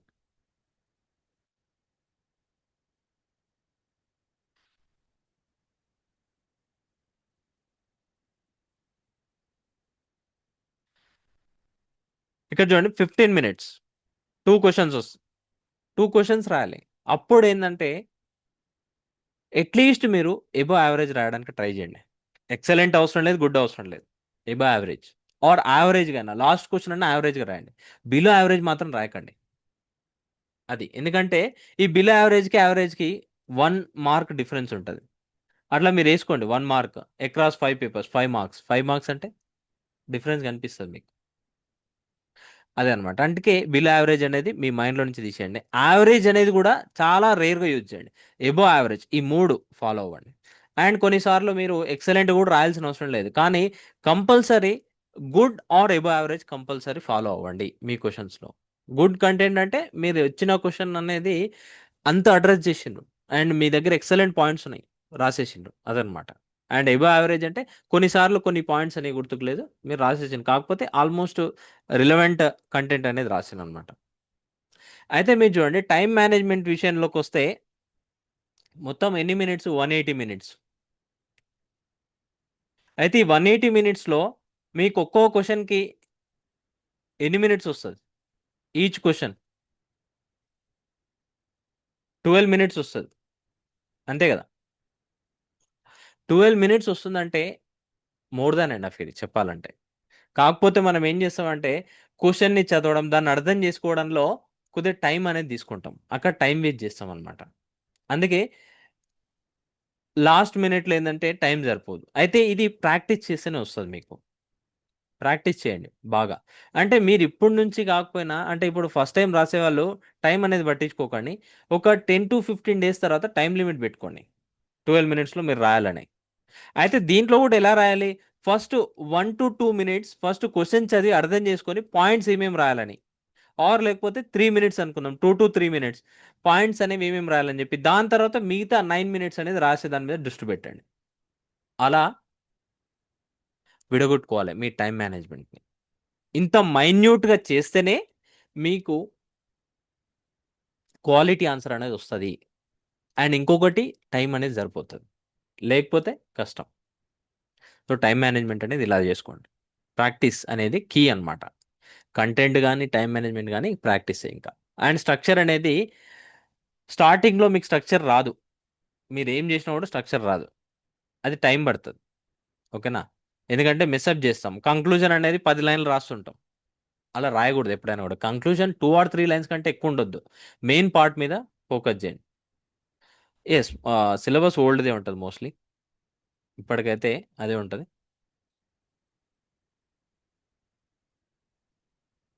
ఎస్, యూపీఎస్సీ అండ్ గ్రూప్ 1 అనేది మోర్ ఆర్ లెస్ సేమ్ ఉంటుంది సిలబస్. ఒక ఏపీ పార్ట్ తప్పిస్తే గుర్తుపెట్టుకోండి, చాలా మంది యూపీఎస్సీ వాళ్ళే క్లియర్ చేసిండ్రు గ్రూప్ 1. ఎస్, ఏపీ హిస్టరీకి మీరు టైం తీసుకొని ఇప్పటి కూడా కంప్లీట్ చేయొచ్చు. టైం ఉంది, కాకపోతే స్పీడప్ చేసుకోండి అంతే. ఎస్, నెంబరింగ్ ఇవ్వచ్చు, లేకపోతే ఆరో ఇవ్వచ్చు, లేకపోతే స్టార్ ఇవ్వచ్చు, లేకపోతే జస్ట్ డాట్స్ పెట్టొచ్చు, మన చాయిస్ అనమాట. కాకపోతే ఏం పెట్టినా కూడా క్లియర్గా ఉండేటట్టు చూసుకోండి, గజిబిజిగా ఉండకుండా చూసుకోండి, నీట్గా ఉండాలి. నీట్గా అంటే మనం ఏం ప్రజెంట్ చేసినా ఎవాల్యుయేటర్ ఏమనాలంటే అసలు ఇది కదా అన్నట్టు ఫీల్ అవ్వాలి. ఇదేందిరా అనకూడదు అనమాట. ఇది ఇలాంటి ఆన్సర్ రాయాలి అన్నట్టు అనుకోవాలన్నమాట ఎవాల్యుయేటర్. అంటే మీరు ఇప్పుడు స్టార్ట్ చేసినా కూడా ఆన్సర్ అనేది ఎవాల్యుయేషన్ చేయడానికి ఎంత ఈజీ చేస్తున్నారు, మీరు ఎంత సింప్లిఫై చేస్తున్నారు అనేది ఆలోచించండి. ఇప్పుడు చూడండి, మీరే ఎవరన్నా రాసిన ఆన్సర్ తీసుకోండి, మీకు అర్థమైపోతుంది ఆ క్వశ్చన్కి తగ్గట్టు ఆన్సర్ రాసిండా లేదా అనేది. మీరు రాసేటప్పుడు కూడా అదే మిస్టేక్ చేస్తారు.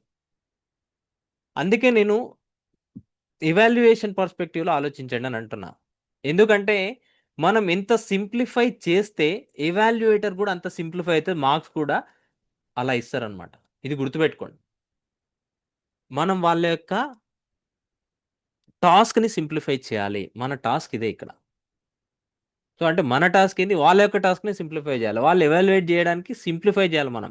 అంతేగాని మీరు చాలా కన్ఫ్యూజ్ చేసి 2-3 పారాగ్రాఫ్లు రాసిండి అనుకుందాం, ఒకటే పాయింట్ని తిప్పి తిప్పి తిప్పి తిప్పి రాస్తే ఎవాల్యుయేటర్కి ఏం అర్థమవుతుంది?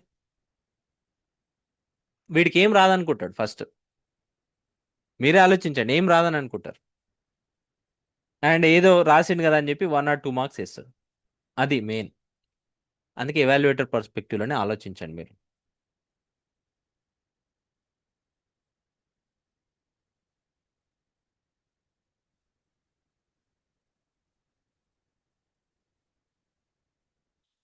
ఎవాల్యుయేటర్కి అర్థమయ్యేలా క్వశ్చన్ని అడ్రస్ చేస్తే సరిపోతుంది. బుక్లో ఉన్నది సమ్మరైజ్ చేయాల్సిన అవసరం లేదు, ఎందుకంటే బుక్లో ఉన్నది ఎగ్జాక్ట్ క్వశ్చన్ రాదు కదా. మనము క్వశ్చన్ని తగ్గట్టు అక్కడ ప్రజెంట్ చేయాలి. అంటే మన టాస్క్ అనేది మైండ్లో ఉండాలి, సింప్లిఫై చేయడం. సింప్లిఫై చేస్తేనే మనకు మార్క్స్ వస్తాయి. ఒకటి గుర్తుపెట్టుకోండి, మీ 15 క్వశ్చన్స్ వాళ్ళు ఎవాల్యుయేట్ చేయాలి. ఆ 15 క్వశ్చన్స్ ఎలా రాస్తే ఎవాల్యుయేట్ చేస్తారనేది కూడా మన చేతిలోనే ఉంది అది. అండ్ ఈ 15 క్వశ్చన్స్ రాసేటప్పుడు హ్యాండ్ రైటింగ్ అనేది క్రూషియల్ ఇక్కడ. నేను ఎందుకు ఇంత ఎంఫసైజ్ చేస్తున్నాను హ్యాండ్ రైటింగ్ గురించి అంటే, స్టేట్ పిఎస్ఎస్లో ఇది ఫాలో అవుతున్నారు అనమాట హ్యాండ్ రైటింగ్ అనేది. అందుకు ఒకవేళ మీ హ్యాండ్ రైటింగ్ అనేది బాగాలేకపోతే వరి అవ్వకండి, ప్రాక్టీస్ చేయండి అంతే. అట్లీస్ట్ ½ an hour కేటాయించండి దానికోసం ఇప్పటి నుంచి అయినా కూడా, ఎందుకంటే ఎగ్జామ్ అనేది ఎప్పుడన్నా జరగచ్చు. ఒకవేళ మీకు ఇయర్ వచ్చేసే నోటిఫికేషన్ ఇయర్ ఎండ్ వరకు కూడా మెయిన్ జరగవచ్చు, ఆర్ లేకపోతే నెక్స్ట్ ఇయర్ స్టార్టింగ్లోనే జరగవచ్చు. అప్పటి వరకు మీరు రెడీ ఉండాలి కదా, అది ఆలోచించండి.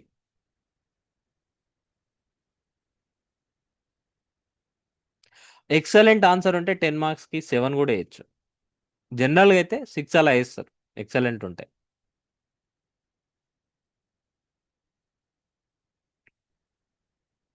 అంటే 4 to 7 వేరీ అవుతుంటారు అనమాట. ఎక్సలెంట్ ఉంటే 7 కూడా వేయచ్చు. అండ్ యావరేజ్ ఉంటే వాళ్ళు 4 అట్లా వేస్తారు అనమాట.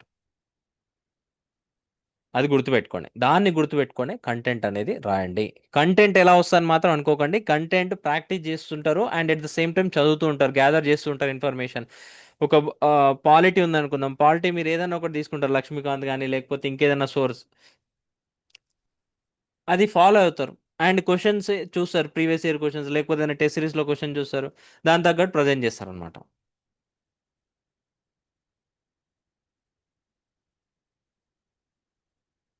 Hand writing and time management గురించి ఆల్రెడీ మాట్లాడడం.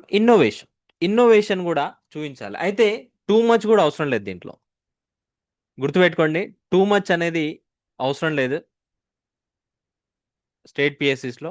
యూపీఎస్సీలు అనేది చూస్తారు కానీ టూ మచ్ అవసరం లేదు. ఇన్నోవేషన్ అంటే ఏదైనా ఫ్లో చార్ట్ వేయడం కానీ ఆర్ ఏదైనా డయాగ్రామ్ వేయడం కానీ. ఫర్ ఎగ్జాంపుల్ ఏదైనా హబ్ అండ్ స్పోక్ మోడల్ ఇది పెట్టేసి బెనిఫిట్స్ అనుకుంటే బెనిఫిట్స్ అని పెట్టేసి ఇలా ఆరో మార్క్ పెట్టండి. ఇది ఎప్పుడు అంటే మెయిన్గా టైం తక్కువ ఉన్నప్పుడు చేయొచ్చు. అండ్ కొన్నిసార్లు ఇన్నోవేషన్ అంటే మ్యాప్ వేయడం ఆర్ వరల్డ్ మ్యాప్ వేయడం. వరల్డ్ మ్యాప్ కూడా వేయచ్చు, ప్రాబ్లం లేదు. జాగ్రఫీ లైక్ ఎస్పెషల్లీ వేస్తూ ఉంటారు, రిసోర్సెస్ గురించి అడిగినప్పుడు కానీ ఆర్ లేకపోతే క్లైమేట్ మాన్సూన్ గురించి అడిగినప్పుడు. మాన్సూన్ గురించి అడిగినప్పుడు క్లియర్గా మీరు వేయచ్చు. అంటే మాన్సూన్ అడిగిన అనుకుందాం,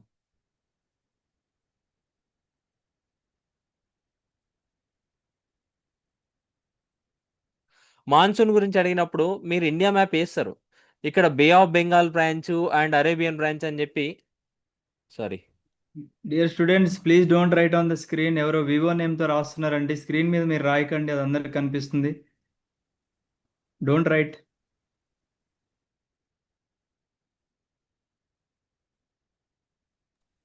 మీ స్క్రీన్ మీద మీకు ఒక పెన్సిల్ ఐకాన్ వస్తుందండి, అది అది యూజ్ చేస్తే అది అందరికి డిస్టర్బెన్స్ క్రియేట్ చేస్తుంది. Kindly don't write. Yes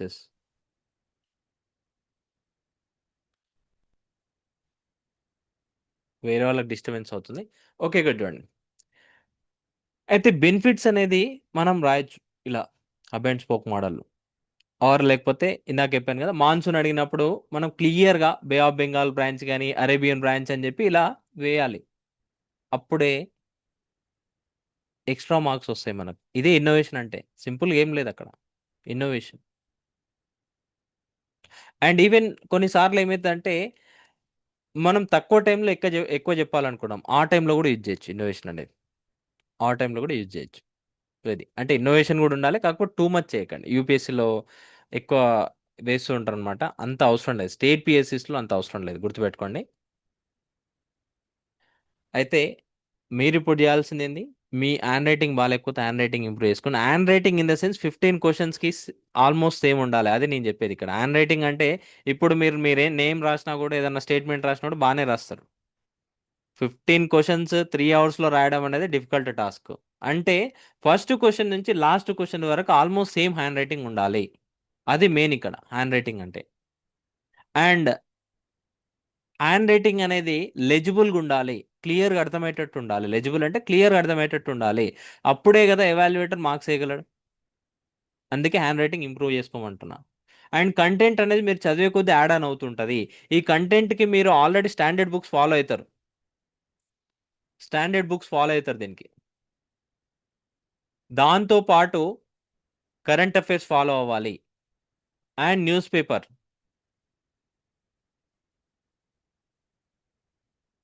and ఏదైనా రిపోర్ట్స్ వస్తే రిపోర్ట్స్ కానీ ఆర్ లేకపోతే కరెంట్ అఫైర్స్లోనే పార్ట్గా కొన్ని పాలసీస్ తీసుకొస్తుంది గవర్నమెంట్, ఆంధ్రప్రదేశ్ కానీ లేకపోతే సెంట్రల్ యూనియన్ గవర్నమెంట్ కానీ, పాలసీస్ కానీ స్కీమ్స్ కానీ ఇవన్నీ మనం యాడ్ ఆన్ చేసుకోవాలి. ఈ స్కీమ్స్ పాలసీస్ ఇవన్నీ రాయాలి. అండ్ ఇంకొకటి ఏంటంటే ఫ్యాక్ట్స్ అంటే ఏంది ఇక్కడ కంటెంట్లో. ఫ్యాక్ట్స్ అంటే గుర్తుపెట్టుకోండి, మీరు ఒక రిపోర్ట్ అనేది కోట్ చేసేటప్పుడు ఆ రిపోర్ట్లో ఉన్న డేటా అనేది మెన్షన్ చేయడం, ఆర్ లేకపోతే ఏదైనా స్కీమ్ తీసుకొస్తే ఆ స్కీమ్ ఎప్పుడు తీసుకొచ్చింది, 2021 2022 2023 ఆర్ లేకపోతే ఏదైనా యాక్ట్ వచ్చింది అనుకుందాం, యాక్ట్ వస్తే అది ఎప్పుడు తీసుకొచ్చింది,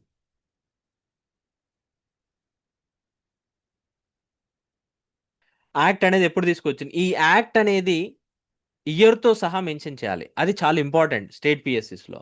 యూపీఎస్సీలో అవసరం లేదు కానీ ఈ యాక్ట్స్ స్కీమ్స్ ఇవి చాలా ఇంపార్టెంట్ అనమాట. గుర్తుపెట్టుకోండి, ఇవే ఇక్కడ మెయిన్. ఫ్యాక్చువల్గా ఉండాలి మీ ఆన్సర్ అనేది.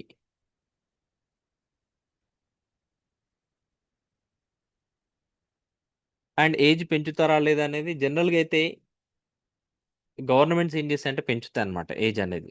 ఎందుకంటే రెగ్యులర్గా జరగవు కాబట్టి స్టేట్ ఎగ్జామ్స్ వాళ్ళు పెంచుతూ ఉంటారు.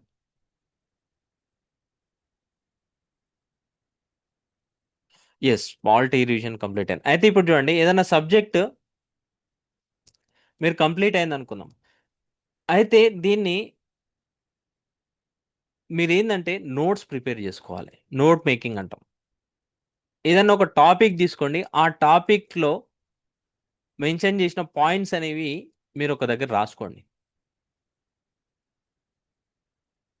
నోట్ మేకింగ్ అనేది చాలా క్రూషియల్. ఇది మీకు మెయిన్స్ టైంలో రివిజన్ చేయడానికి చాలా యూజ్ అవుతుంది. నోట్ మేకింగ్ అనేది క్రూషియల్ అనమాట.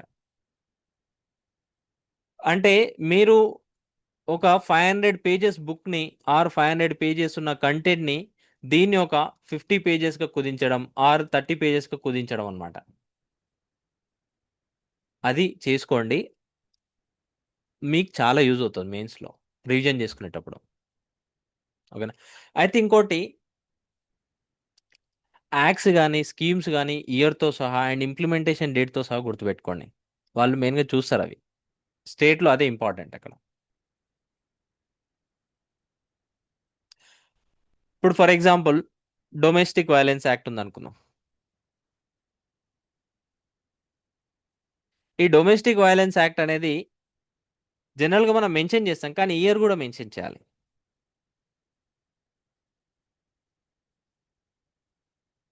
టూ 2005 అని, ఆర్ లేకపోతే జిఎస్టీ యాక్ట్ అనుకుందాం. జిఎస్టీ యాక్ట్ ఎప్పుడు వచ్చింది తెలుసా మీకు? ఇది ఇయర్ అనేది మెన్షన్ చేయాలి.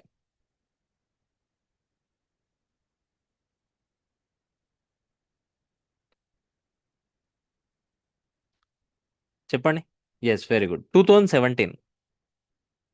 అంటే ఇది జస్ట్ మీరు ఆబ్జెక్టివ్ ఒకటే కాదు, ఈ సబ్జెక్టివ్ ఎగ్జామ్లో కూడా, డిస్క్రిప్టివ్ ఎగ్జామ్లో కూడా మీరు ఇది మెన్షన్ చేయాలి.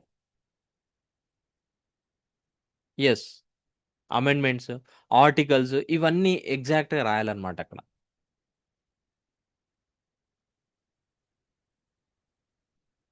సో ఎగ్జాక్ట్ మనం చూస్తే amendments,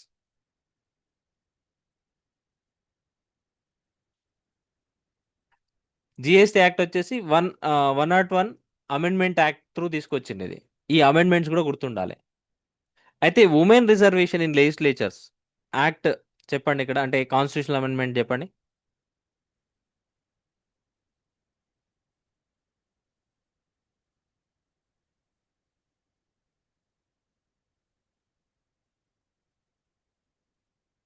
yes, very good, 106th constitutional amendment act.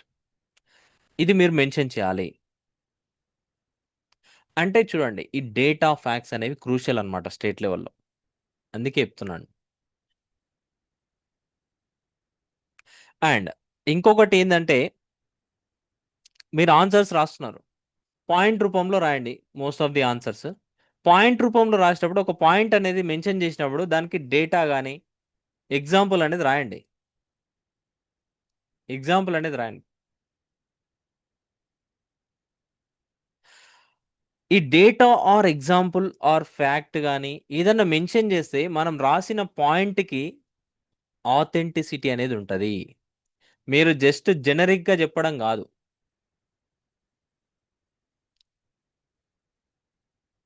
మీరు చెప్పిన పాయింట్ ఆథెంటిక్ ఉందా లేదా, వ్యాలిడా కాదని ఎలా తెలుస్తుంది? మీరు ప్రొవైడ్ చేసే ఎగ్జాంపుల్ని బట్టి చెప్తారు, తెలుస్తుంది అనమాట. మీరు ప్రొవైడ్ చేసే ఎగ్జాంపుల్ని బట్టి ఉంటుంది అది. అందుకే ఎగ్జాంపుల్స్ రాయండి, ఫ్యాక్ట్స్ రాయండి, డేటా రాయండి మీరు రాసే పాయింట్స్లో. అదే క్రూషియల్ ఇక్కడ.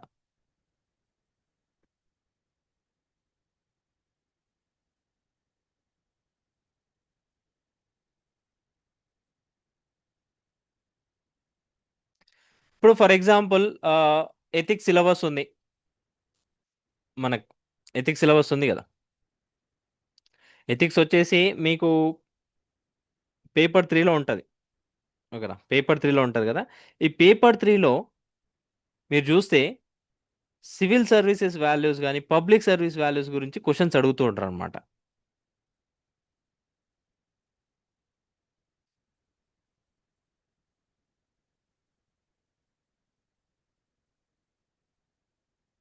ఇప్పుడు మనం చూస్తే ఒక క్వశ్చన్ వచ్చింది. Public servants often face situations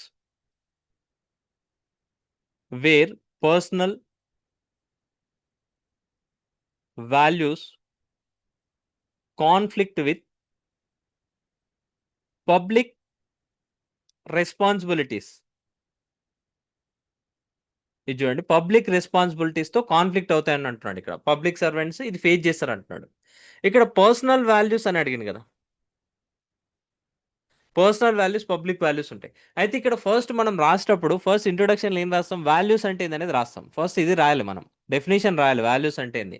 for example values అనేది విచ్ వి గివ్ ప్రిఫరెన్స్ అన్నట్టు, విచ్ గివ్ ఇంపార్టెన్స్ అన్నట్టు. ఫర్ ఎగ్జాంపుల్ హానెస్టీ, ఇంటిగ్రిటీ కానీ ఏదన్నా కూడా, సింప్లిసిటీ, హంబుల్నెస్, అవన్నీ వాల్యూసే. మనం ఏదైతే ఇంపార్టెన్స్ ఇస్తామో ఈ వాల్యూస్ వేరీ అవుతూ ఉంటాయి పర్సన్ టు పర్సన్. అయితే పబ్లిక్ సర్వెంట్స్ ఈ పర్సనల్ వాల్యూస్కి అండ్ పబ్లిక్ రెస్పాన్సిబిలిటీస్ మధ్యలో కాన్ఫ్లిక్ట్ అనేది జరుగుతూ ఉంటుంది. మీరు ఎగ్జాంపుల్ ఏం రాస్తారు అది ఇంపార్టెంట్, మీరు ప్రొవైడ్ చేసే ఎగ్జాంపుల్స్. ఫర్ ఎగ్జాంపుల్ చందా కొచ్చర్ కేసు తెలుసా మీకు? ఇంతకుముందు ఐసిఐసిఐ బ్యాంక్ చైర్మన్ ఉండే. మీరు చందా కొచ్చర్ కేసు చూస్తే మీకు అర్థమవుతుంది. ఆమె ఒక బ్యాంక్ హెడ్ అయి ఉండి వాళ్ళ యొక్క హస్బెండ్కి హెల్ప్ చేసింది. Personal values public responsibility conflict అవడం, ఆ ఎగ్జాంపుల్సే మెన్షన్ చేయాలి ఇక్కడ. అది క్రూషియల్ అనమాట. Yes, ICICI Videocon, very good. అయితే ఇక్కడ చూడండి, ఈ ఎగ్జాంపుల్స్ ఎలా గ్యాదర్ చేయాలి మనం? News paper.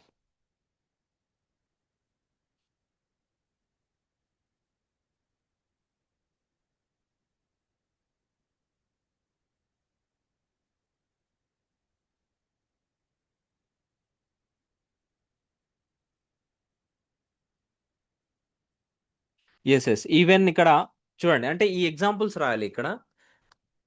ప్రతి పాయింట్లో ఎగ్జాంపుల్ కానీ ఫ్యాక్ట్ కానీ ప్రొవైడ్ చేసిన అనుకుంటే చేస్తే ఆథెంటిసిటీ ఉంటుంది. మీరు రాసే పాయింట్ వ్యాలిడిటీ ఉంటుంది. అప్పుడు ఎవాల్యుయేటర్ కూడా అరే ఇంత బాగా రాశాడు కదా అనిపిస్తుంది. జస్ట్ ఒక జనరిక్ పాయింట్ రాసిండు అనుకుందాం, సెల్ఫిష్నెస్ వల్ల పబ్లిక్ రిసోర్సెస్ అనేవి మొత్తం పబ్లిక్ రిసోర్స్ అనేవి ప్రైవేట్ గేమ్స్ కోసం వాడతారు అని చెప్పి ఒకటి రాసిండ్రు. దానికి ఎగ్జాంపుల్ రాకపోతే ఏముంటుంది అక్కడ? ఎగ్జాంపుల్ రాయాలి. ఇప్పుడు కరప్షన్ అనేది వచ్చింది, కరప్షన్ వస్తే ఎగ్జాంపుల్ రాయాలి. మీరు ఎన్నో చూస్తారు,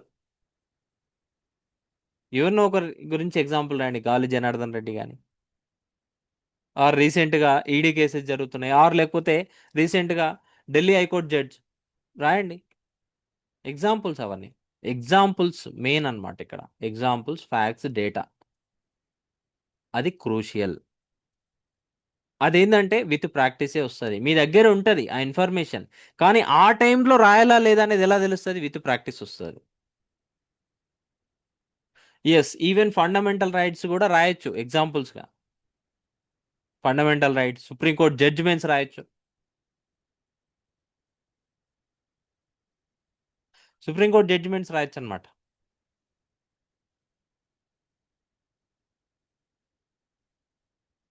అంటే ఇప్పుడు for example right to life ఏదైతే ఉందో ఆర్టికల్ 21లో, అది more than just a fundamental right అని అన్నాడు అనుకుందాం. అప్పుడు ఏంది, మీరు ఏంటంటే ఫండమెంటల్ రైట్స్ అనేది ఇంట్రొడక్షన్ రాస్తారు. అయితే ఇక్కడ ఆర్టికల్ 21లో ఏమేమి ఉన్నాయనేది మొత్తం మెన్షన్ చేయాలి మనం. అండ్ దాంతోపాటు రీసెంట్గా సుప్రీంకోర్టు ఏం చెప్పిందంటే ఈవెన్ క్లైమేట్ చేంజ్ విషయం గురించి కూడా దీంట్లో ఇంక్లూడ్ చేసిన అనమాట. రైట్ అగైనెస్ట్ క్లైమేట్ చేంజ్ అవుతుంది, adverse effect of climate change, article 14 and 21లో పార్ట్ అని చెప్పి, అది మీరు ఇక్కడ రాయాలి.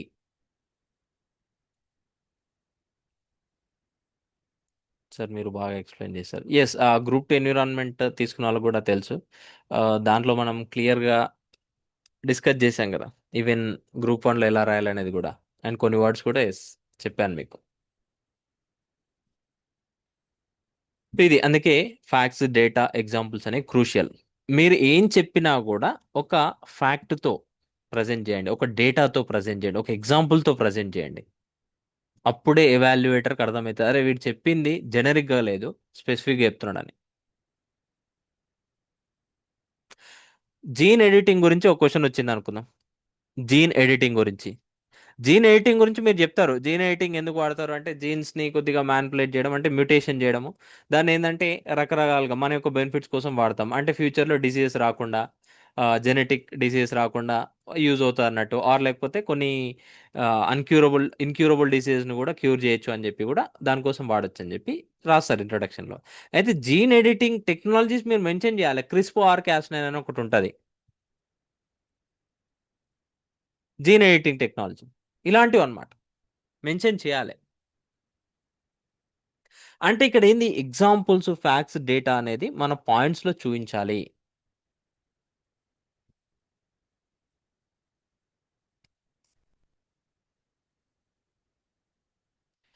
ఇది. అండ్ నెక్స్ట్ మీకు అర్థమైంది కదా ఎలా రాయాలి క్వశ్చన్ అనేది.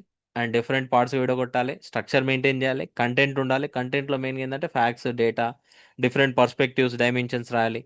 అండ్ అన్నిటికంటే ఇంపార్టెంట్ హ్యాండ్ రైటింగ్ అనేది లెజిబుల్గా ఉండాలి, నీట్గా ఉండాలి. And time management and innovation అనేది ప్రజెంట్ చేయాలి. ఇది మెయిన్ క్రూషియల్ అనమాట మీ యొక్క ఆన్సర్ రైటింగ్కి.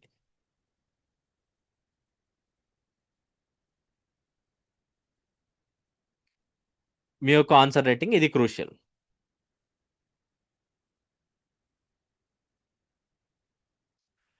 అయితే ఇక్కడ చూడండి, నెక్స్ట్ మనం ఈ ఆన్సర్ రైటింగ్ ప్రోగ్రాంలో మెయిన్గా ఏం చేయబోతున్నాం. అండ్ దీంట్లో చూడండి, ఇక్కడ దీంట్లో ఉన్న ఎసెన్షియల్స్ ఏంటంటే సబ్జెక్ట్ వైజ్ క్వశ్చన్స్ కొన్ని డిస్కస్ చేస్తాం. అరౌండ్ 30 క్వశ్చన్స్ అలా అనమాట. అంటే 5 పేపర్స్ ఉన్నాయి కదా, సో దాంట్లో అట్లీస్ట్ ఒక 6 వచ్చేటట్టు. అండ్ కొన్ని ఏంటంటే కొన్ని డిఫికల్ట్ ఏరియాస్ ఉంటాయి, వాటి నుంచే పికప్ చేసుకొని క్వశ్చన్స్ డిస్కస్ చేద్దాం. అంటే క్వశ్చన్ ప్లస్ దాని ఆన్సర్ ఎలా ఉండాలి, మోడల్ ఆన్సర్ అనమాట. దాని related discussion videos subject wise అనమాట చేస్తాం దీంట్లో. అండ్ 30 క్వశ్చన్స్, కొన్ని ఇంకా ఎక్స్ట్రా కూడా ఉంటాయి దానికి. అండ్ ఇంకొకటి ఏంటంటే ఇక్కడ మెయిన్ ఇక్కడ చూడండి, మీరు ఏదైనా టెస్ట్ సిరీస్లో జాయిన్ అనుకుందాం, ఏదైనా ఇన్స్టిట్యూట్లో. ఆ టెస్ట్ సిరీస్లో జాయిన్ అయితే 3 టెస్ట్ ఎవాల్యుయేట్ చేస్తాను నేను.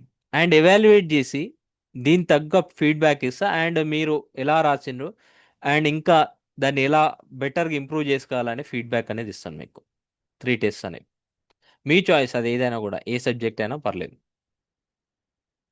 అండ్ ఒక ఎస్సే ఏదన్నా రాస్తే ఆ ఎస్సేని కూడా ఎవాల్యుయేట్ చేస్తాను అండ్ ఫీడ్బ్యాక్ ఇస్తాను దానికి తగ్గట్టు. అండ్ ఇంకా ఎలా ఇంప్రూవ్ చేసుకోవాలి మీ స్ట్రక్చర్ విషయంలో కానీ, అండ్ ఇంకా కంటెంట్ విషయంలో కానీ, ఎట్లా డైమెన్షన్స్ కూడా ఎలా పెంచుకోవాలనేది కూడా, దాని గురించి కూడా ఫీడ్బ్యాక్ అనేది ఇస్తాను. అండ్ రెగ్యులర్గా దీని క్వశ్చన్స్ డిస్కస్ చేస్తాం కదా, దాని రిలేటెడ్ డౌట్ సెషన్స్ కూడా ఉంటాయి. అండ్ మీకోసం ఏంటంటే పర్సనల్ గైడెన్స్ అనమాట. ఆన్సర్ రేటింగ్లో మీరు ఏమైనా ఛాలెంజెస్ ఫేస్ చేస్తుంటే దాని గురించి పర్సనల్ గైడెన్స్ కూడా ఉంటుంది.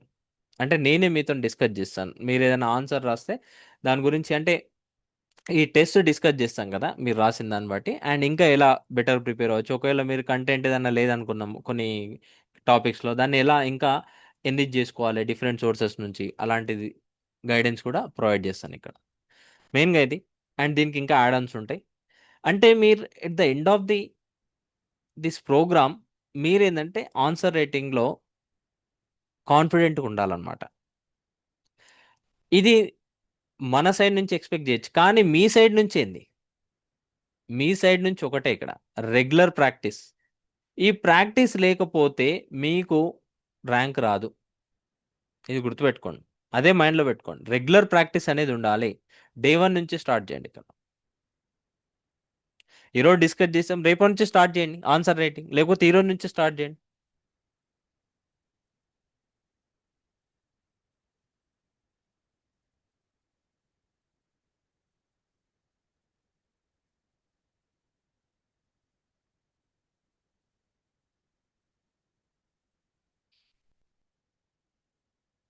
ఇది. అండ్ కొన్ని డైరెక్టివ్స్ ఉంటాయి. ఫర్ ఎగ్జాంపుల్ చూడండి, ఎవాల్యుయేట్ అంటారు, మీరు చూసింది కదా క్వశ్చన్స్ చూస్తుంటారు. ఎవాల్యుయేట్ అంటే ఏంది? ఎవాల్యుయేట్ అంటే సింపుల్గా చెప్పాలంటే ఒక టాపిక్ ఉంటుంది కదా, దాన్ని మెరిట్స్ అండ్ డిమెరిట్స్ ఏవైతున్నాయో దాన్ని అసెస్ చేయాలన్నమాట. అంటే ఒక బ్యాలెన్స్డ్ జడ్జ్మెంట్ అనేది మనం దాని గురించి చెప్పాలి. దాన్ని ఎవాల్యుయేట్ అంటాం. ఎవాల్యుయేషన్ అనమాట దాన్ని. మెరిట్స్ ఏంది, దాని యొక్క డిమెరిట్స్ ఏంది టాపిక్ది, అండ్ దాని రీజన్డ్ జడ్జ్మెంట్ ఏంది, ప్రాపర్గా ఒక జడ్జ్మెంట్ ఇవ్వాలన్నమాట. అంటే ఇక్కడ ఏంది, అప్రోచ్ ఎలా ఉండాలి, both sides of the argument చూడాలి మనం, అండ్ దాని యొక్క స్ట్రెంగ్స్ అండ్ వీక్నెసెస్ చూడాలి, అండ్ రీజన్ అంటే ఒక కంక్లూజన్, ప్రాపర్ కంక్లూజన్ ఇవ్వాలన్నమాట. దాన్ని ఎవాల్యుయేషన్ అంటాం ఇక్కడ. కమెంట్ అంటే మన యొక్క ఒపీనియన్ ఇవ్వడం, అంతే. సింపుల్గా చెప్పాలంటే ఒపీనియన్, మన యొక్క ఒపీనియన్ పాస్ ఆన్ చేయడం అనమాట, ఆర్ వ్యూ పాయింట్ ప్రొవైడ్ చేయడం కమెంట్ అంటే ఇక్కడ. అంటే ఆ టాపిక్ గురించి, ఆ క్వశ్చన్ గురించి మన ఒపీనియన్ ఏంది, అండ్ ఒపీనియన్ ప్రొవైడ్ చేసినంత మాత్రాన మన టాస్క్ కంప్లీట్ అవ్వాలి. దాన్ని జస్టిఫై చేయాలి, ఎందుకు నువ్వు అది అనుకుంటున్నావు, నీ ఒపీనియన్ అదే ఎందుకు అనుకుంటున్నావు. లాజికల్ రీజనింగ్ ఉండాలి, దానికి ఎవిడెన్స్ ఉండాలి, ఎగ్జాంపుల్స్ ఉండాలన్న మన యొక్క స్టేట్మెంట్ని స్ట్రెంథనింగ్ చేస్తుంటాం.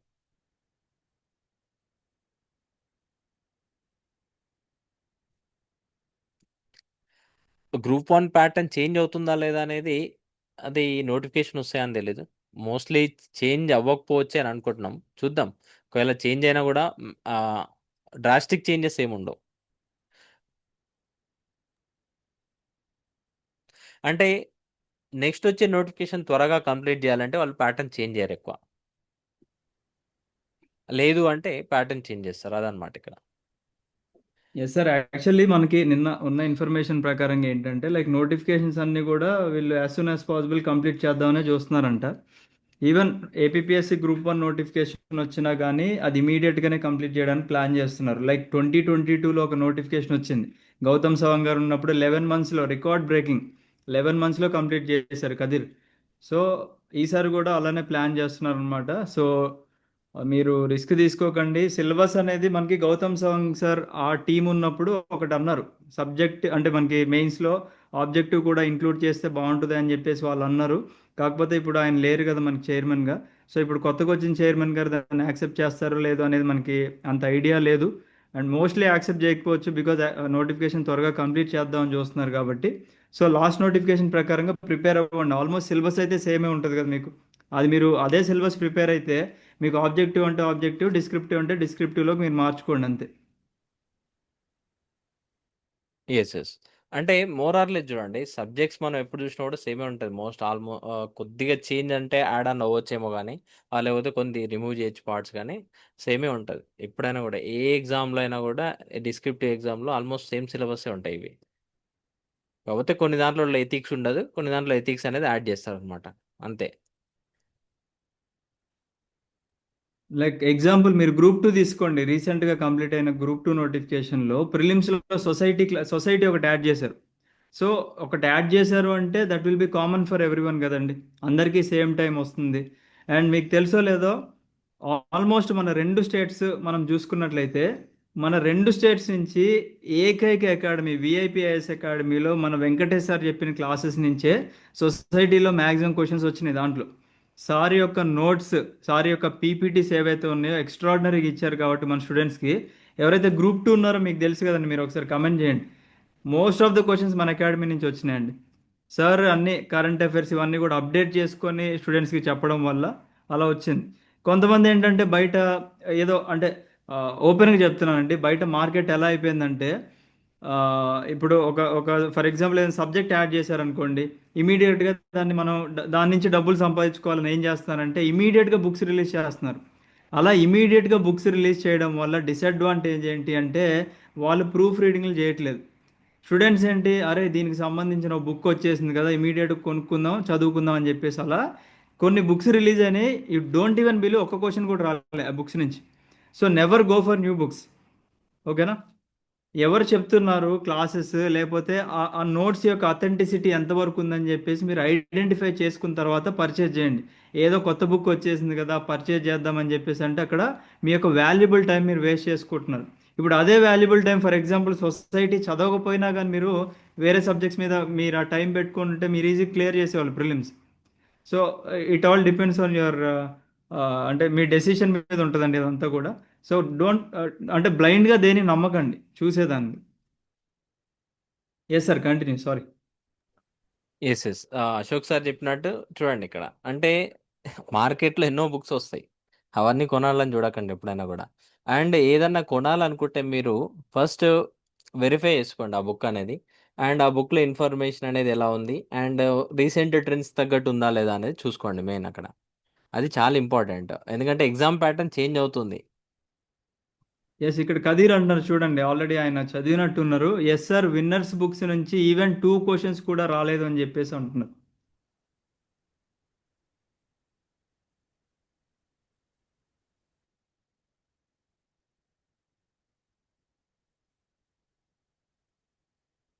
ఎస్ ఎస్ ఆల్రెడీ మన స్టూడెంట్స్ ఎవరైతే బెనిఫిట్ అయినారో వాళ్ళు కమెంట్ చేస్తున్నారు ఎన్విరాన్మెంట్ అండ్ సొసైటీలో మ్యాక్సిమం వచ్చాయన్నట్టు. ఓకే, అంటే మనం సిలబస్ కంప్లీట్ చేయడం కాదు ఇక్కడ, ఇన్డెప్త్లో కంప్లీట్ చేయడం, ఇన్డెప్త్గా చెప్పడం అనమాట. ఎందుకంటే మీరు చూడండి ఎగ్జామ్స్ అనేవి ట్రెండ్ మారుతున్నాయి ఇప్పుడు, ఆల్మోస్ట్ అన్ని యూపీఎస్సీ ప్యాటర్న్లోకి వెళ్ళిపోతున్నాయి. ఈవెన్ ఏపీపీఎస్సీ గ్రూప్ 2 మెయిన్స్ అనేది మీరు అలా వచ్చింది తప్ప, దాని ప్రిలిమ్స్ చూడండి ఎలా వచ్చింది. ప్రిలిమ్స్ చూస్తే మీకు అర్థమైతే ఏ లెవెల్ వచ్చిందని. నెక్స్ట్ వచ్చి వీళ్ళు కండక్ట్ చేసేది కూడా అలానే ఉండొచ్చు. ఎస్, తేజ కమెంట్ చేశారు చూడండి, వెంకటేశ్వర్ సొసైటీ క్లాస్ నుంచి 21 వచ్చాయి, అది విత్ మన వీడియో క్లాసెస్ ప్రూఫ్తో మన స్టూడెంట్స్కి చూపించామండి. డైరెక్ట్ మన వీడియో క్లాసెస్ స్క్రీన్ షాట్ పెట్టి కూడా చూపించాం మనం.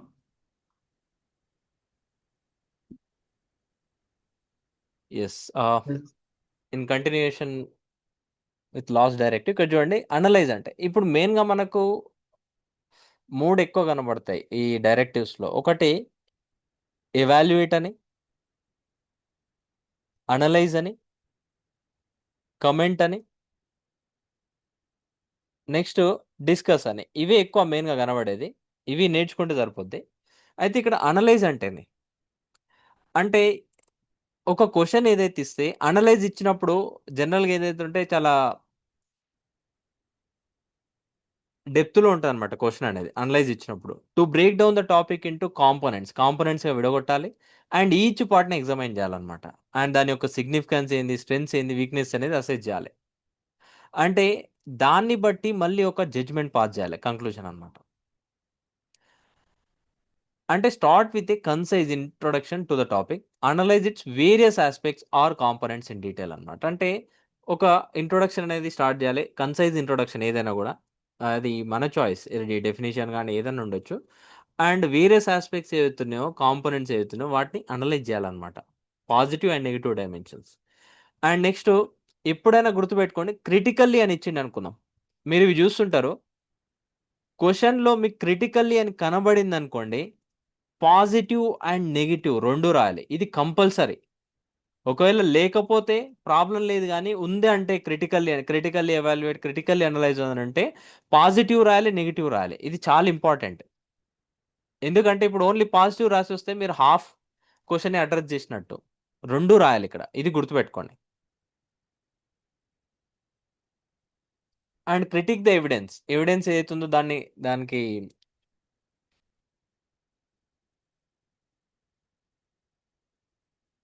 ఆల్టర్నేటివ్ అనేది ప్రొవైడ్ చేయాలి, అండ్ ఆల్టర్నేటివ్ పర్స్పెక్టివ్స్ ప్రొవైడ్ చేయాలి ఇక్కడ చూడండి. అండ్ బ్యాలెన్స్డ్ అసెస్మెంట్ ఉండాలి. అయితే ఇక్కడ ఎప్పుడైనా చూడండి అన్ని దాంట్లో బ్యాలెన్స్డ్గా ఉండాలి, ఒపీనియన్ కానీ మీ జడ్జిమెంట్ అనేది బ్యాలెన్స్డ్గా ఉండాలి. ఎందుకంటే యాజ్ ఎ ఫ్యూచర్ ఆఫీసర్ మీరు అన్ని సిచ్యుయేషన్స్లో బ్యాలెన్స్డ్ ఉండాలనే చూస్తారనమాట ఎవరైనా కూడా, ఎస్పెషల్లీ ఎవాల్యుయేటర్స్. మీ థాట్ ప్రాసెస్ని రిఫ్లెక్ట్ చేస్తుంది.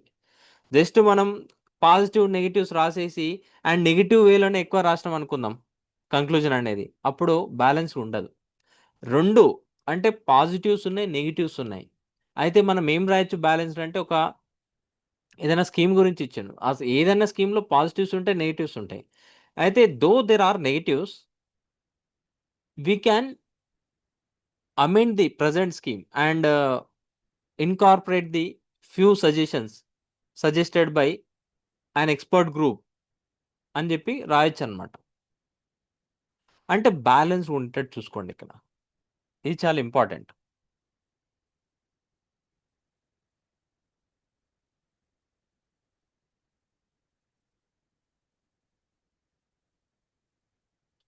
ఎస్, చూశాను కదా ఎగ్జామైన్.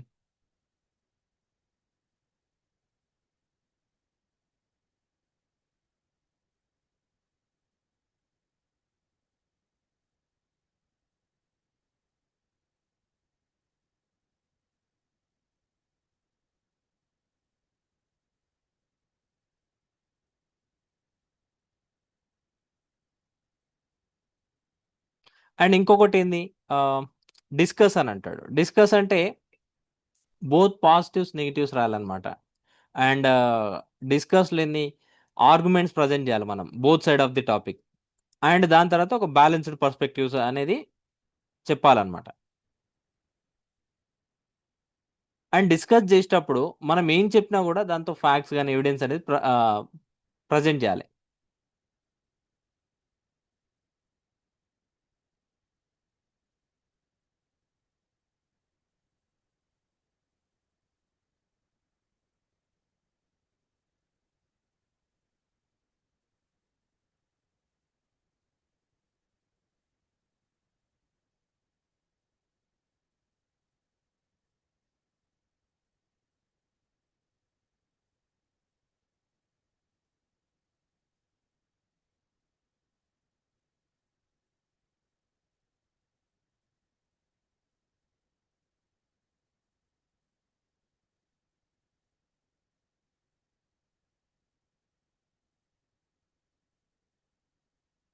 Yes, okay. ఎగ్జామైన్ అని అడుగుతుంది. ఎగ్జామైన్ అనేది సేమ్ అనమాట. అనలైజ్ అండ్ ఎగ్జామైన్ అనేది both are same, more or less.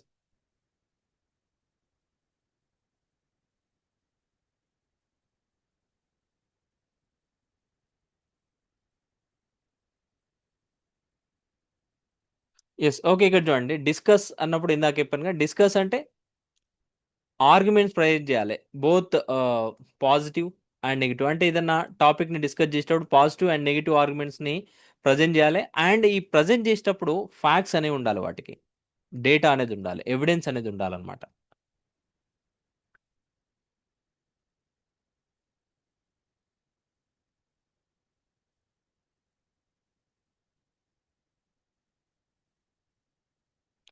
Yes, ఇవి సమ్ ఆఫ్ ది డైరెక్టివ్స్ అన్నమాట. అండ్ క్వశ్చన్స్ రాసేటప్పుడు మీకు అర్థమవుతుంది. ఫైనల్గా ఏమైనా డౌట్స్ ఉంటే అడగండి. You can unmute your self. మీకు ఏమైనా డౌట్స్ ఉంటే అన్మ్యూట్ చేసుకొని అడగండి. ఎలా అనిపించిందండి సెషన్? ఎలా అనిపించింది ఫస్ట్ అదొకసారి చెప్పండి. Is it helpful for you all? Can use the chat option or you can unmute. Yes yes, thank you అండి. Very helpful sir. సో కొత్త పాయింట్స్ ఏం నేర్చుకున్నారండి ఇవాళ మీరు ఆన్సర్ రైటింగ్ రిలేటెడ్గా? ఎస్, నాగలక్ష్మి గారు, అమూల్య గారు, వైషు, ధర్మ గారు, సాయి కనకాల, సి వైష్ణవి రెడ్డి గారు, వైషు, నవీన్, తేజ, చాలా యాక్టివ్ పార్టిసిపేషన్ ఉందండి ఇవాళ మీ అందరిది కూడా. అండ్ ఎగ్జామ్ డెఫినెట్గా ఈసారి మనకి షాక్ ఇవ్వబోతుంది. So get ready for that అని చెప్పేసి అంటాను నేను. మనము ఆల్మోస్ట్ ఫిబ్రవరిలోనే ఒక వీడియో చేసామండి, you may expect the notification in September అని చెప్పేసి. And maximum that is going to happen. ఏపీఎస్సిలో already talks are going on. అందుకే మీకు ఇమీడియట్ నోటిఫికేషన్స్ వస్తున్నాయి. లైక్ ఎఫ్బిఓ నోటిఫికేషన్ వచ్చింది, forest beat officer, assistant beat officer వచ్చింది, ఇప్పుడు సెక్షన్ ఆఫీసర్ నోటిఫికేషన్ రాబోతుంది, ఎండోమెంట్ ఆఫీసర్ నోటిఫికేషన్ రాబోతుంది, and many other notifications. Already AP high court notification మనకి డిస్ట్రిక్ట్ కోర్ట్కి సంబంధించింది ఆన్ గోయింగ్ ఉంది. అండ్ ఇంకొక నోటిఫికేషన్ కూడా ఏపీ హైకోర్టు నుంచి రాబోతుంది అనమాట. సో వరుస పెట్టి నోటిఫికేషన్లు వస్తున్నాయండి. ఆల్దో మీకు ఒక జాబ్ క్యాలెండర్ లేకపోయినా they are ready to release the notifications. And you can expect group 2 notification also. Group 2 కూడా ప్లాన్ చేస్తున్నారంట, బట్ వీ డోంట్ నో అది ఎప్పుడు రిలీజ్ చేస్తారో. బట్ డెఫినెట్గా గ్రూప్ 1 నోటిఫికేషన్ అయితే ఉంది. మీరు ఇప్పటివరకు ఆన్సర్ రైటింగ్ ప్రాక్టీస్ చేయకపోతే వెంకటేష్ సార్ చెప్పిన పాయింట్స్ అన్నీ కూడా మీరు నోట్ డౌన్ చేసుకున్నారని అనుకుంటున్నాను. మీరు మంచిగా ప్రాక్టీస్ చేయండి ఇమీడియట్గా.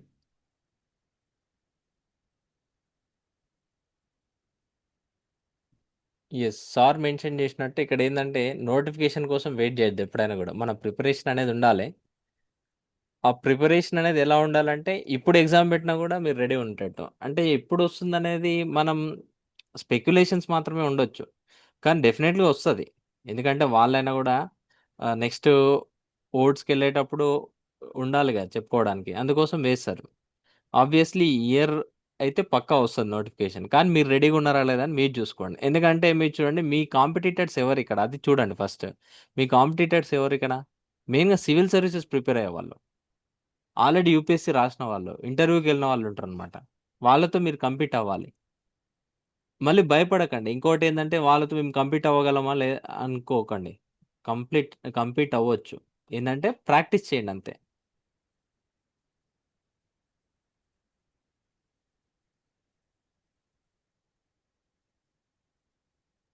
చూడండి, ఫస్ట్ ఇనీషియల్ స్ట్రగుల్ అనేది అందరికీ ఉంటుందండి లైఫ్లో. అంటే నేను రాసేది కరెక్టా రాంగా అనేది ఆ స్ట్రగుల్ అనేది అందరికీ ఉంటుంది. But you have a good mentor. ఇప్పుడు మన దాంట్లో Venkatesh sir is a very good mentor. So sir మన దగ్గర ఉన్నప్పుడు మనం సార్ దగ్గర నుంచి ఇన్పుట్స్ ఎలా తీసుకోవాలి, ఇవన్నీ కూడా మీరు ఒకసారి ఆలోచించుకోండి. ఆలోచించుకొని మీరు అసలు ప్రాక్టీస్ చేసేది కరెక్ట్ వేలో చేస్తున్నారా లేదా అని చెప్పేసి మీ యొక్క హార్డ్ వర్క్ మీదే డిపెండ్ అయి ఉంటుందండి. మీరు కన్సిస్టెన్సీ మెయింటైన్ చేయకుండా ఫస్ట్ ప్రిలిమ్స్ వచ్చేసింది, ప్రిలిమ్స్కి చదువుకుందాం, మెయిన్స్ అయిపోయిన తర్వాత మెయిన్స్ డేట్ వచ్చిన తర్వాత అప్పుడు స్టార్ట్ చేద్దాం అనుకుంటే ఇంకా వేస్ట్ అండి, మనం ప్రిపేర్ అయ్యి వేస్ట్ అనమాట. ఎస్. అంతే అండి. ఎప్పుడైనా గుర్తుపెట్టుకోండి, మన పార్టీ ఎక్కువ ఉంటుంది ఏదైనా కూడా. ఇంకొకటి, మనం కన్సిస్టెన్సీ మెయింటైన్ చేస్తే రిజల్ట్స్ అనేవి వస్తాయి కంపల్సరీ. అండ్ ఇంకొకటి, మీరు ఎంతవరకు కరెక్ట్గా ఉన్నారు మీ ప్రిపరేషన్ అనేది చూసుకోవాలి first. Just for the name sake అని చెప్పి జాయిన్ అవ్వకండి ఏదైనా కూడా. మీరు సీరియస్ ఉండాలి ఫస్ట్ ఏదైనా కూడా. అండ్ కన్సిస్టెన్సీ అనేది మెయింటైన్ చేయండి మీ ప్రిపరేషన్లో, కంపల్సరీ అవుతుంది. అండ్ ఇంకొకటి, ప్రిలిమ్సే నేను చదువుతా ఇప్పటి నుంచి అంటే కాదు. ఎందుకంటే స్ట్రీట్ పిఎస్సి అనేది ఈజీ కొద్దిగా క్రాక్ చేయడం యూపీఎస్సితో కంపేర్ చేస్తే. అండ్ 1:50 ఇలా రేషియో తీసుకుంటున్నారు కాబట్టి ఇంకా తక్కువ ఉంటుంది కట్ ఆఫ్. మీరు కావాలంటే లాస్ట్ 1 మంత్ పెట్టండి దానికోసం, అంతేగాని ఇప్పటి నుంచే ప్రిలిమ్స్ కోసం ప్రిపేర్ అవ్వకండి.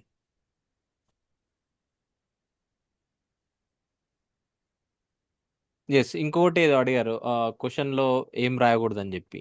క్వశ్చన్ ఇర్రిలవెంట్గా రాయకండి ఎప్పుడైనా కూడా. ఓకేనా? ఇర్రిలవెంట్ అనేది ఎప్పుడుగా రాయకండి. అంటే క్వశ్చన్ అడిగిన దానికి రాయండి, అంతేగాని మీరు మీకు తెలిసిందే రాయకండి అక్కడ.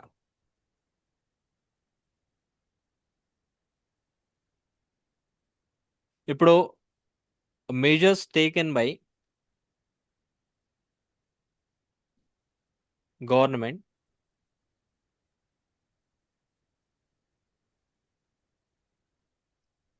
టు రెడ్యూస్ క్లైమేట్ చేంజ్ అనుకో, ఆర్ లేకపోతే క్లైమేట్ చేంజ్ అనుకో. క్లైమేట్ చేంజ్ విషయంలో ఎలాంటి మెజర్స్ తీసుకుందని నన్ను అడుగుతున్నాడు ఇక్కడ. అయితే మీరు క్లైమేట్ చేంజ్ అంటే ఏంది? క్లైమేట్ చేంజ్ అనేది ఇంట్రొడక్షన్లో రాస్తారు, కానీ క్లైమేట్ చేంజ్ వల్ల ఇంత డిస్ట్రక్షన్ జరుగుతుంది అదంతా అని రాయకూడదు. క్వశ్చన్ ఏమడిగి మెజర్స్ ఏం తీసుకుందా అని అడుగుతున్నాడు ఇక్కడ. మెజర్స్ రాయాలి మెయిన్గా ఫస్ట్. ఇది మీరు ఏదైనా రాయాలనుకుంటే తర్వాత రాయండి. ఫస్ట్ మీరు అడ్రస్ చేయాల్సిన క్వశ్చన్ ఏంది? మెజర్స్. గవర్నమెంట్ ఏమేమి తీసుకుంది? ఎన్ఏపిసిసి అని రాస్తారు, national action plan and climate change, అది ఇంపార్టెంట్ రాయాలి. And solarisation, PM Kusum scheme, ఇలాంటివన్నీ మెన్షన్ చేయాలి మీరు. అంతేగాని క్లైమేట్ చేంజ్ వల్ల రెయిన్ఫాల్ ప్యాటర్న్ చేంజ్ అయింది అదంతా వాడు అడగలేదు మెయిన్. అది తర్వాత రాయండి కావాలంటే, లాస్ట్లో కావాలంటే బ్యాలెన్స్ ఉండడానికి. కానీ మెయిన్ ఫస్ట్ మేజర్ పార్ట్ రాయండి ఇక్కడ. మేజర్ పార్ట్ మిస్ అవ్వకూడదు ఎప్పుడైనా కూడా. Yes, green energy, hydrogen mission, ఇవన్నీ క్లైమేట్ చేంజ్ అడ్రస్ చేయడానికే కదా. మీకు వస్తే ఏం లేదు, జస్ట్ మీ దగ్గర ఇన్ఫర్మేషన్ ఉంది, కానీ మీరు డైమెన్షన్ వైజ్ ఆలోచిస్తే వస్తాయి ఆటోమేటిక్గా.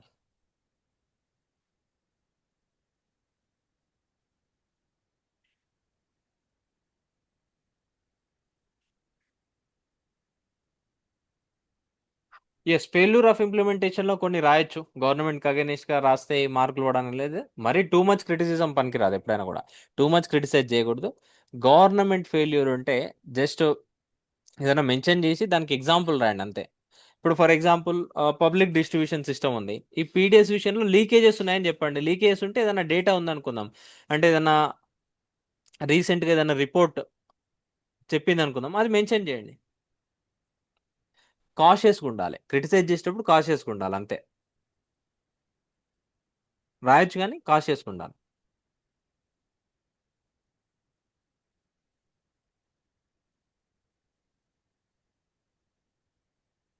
ఎస్, ఇంకేమైనా డౌట్స్ ఉంటే అడగండి.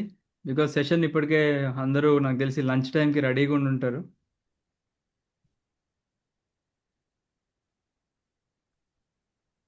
అన్మ్యూట్ చేసి అడగండి ఒకవేళ మీరు అడగాలనుకుంటే. చాట్లో ఒకవేళ ఇబ్బంది అనుకుంటే అన్మ్యూట్ చేసేసి డైరెక్ట్గా అయినా అడగండి.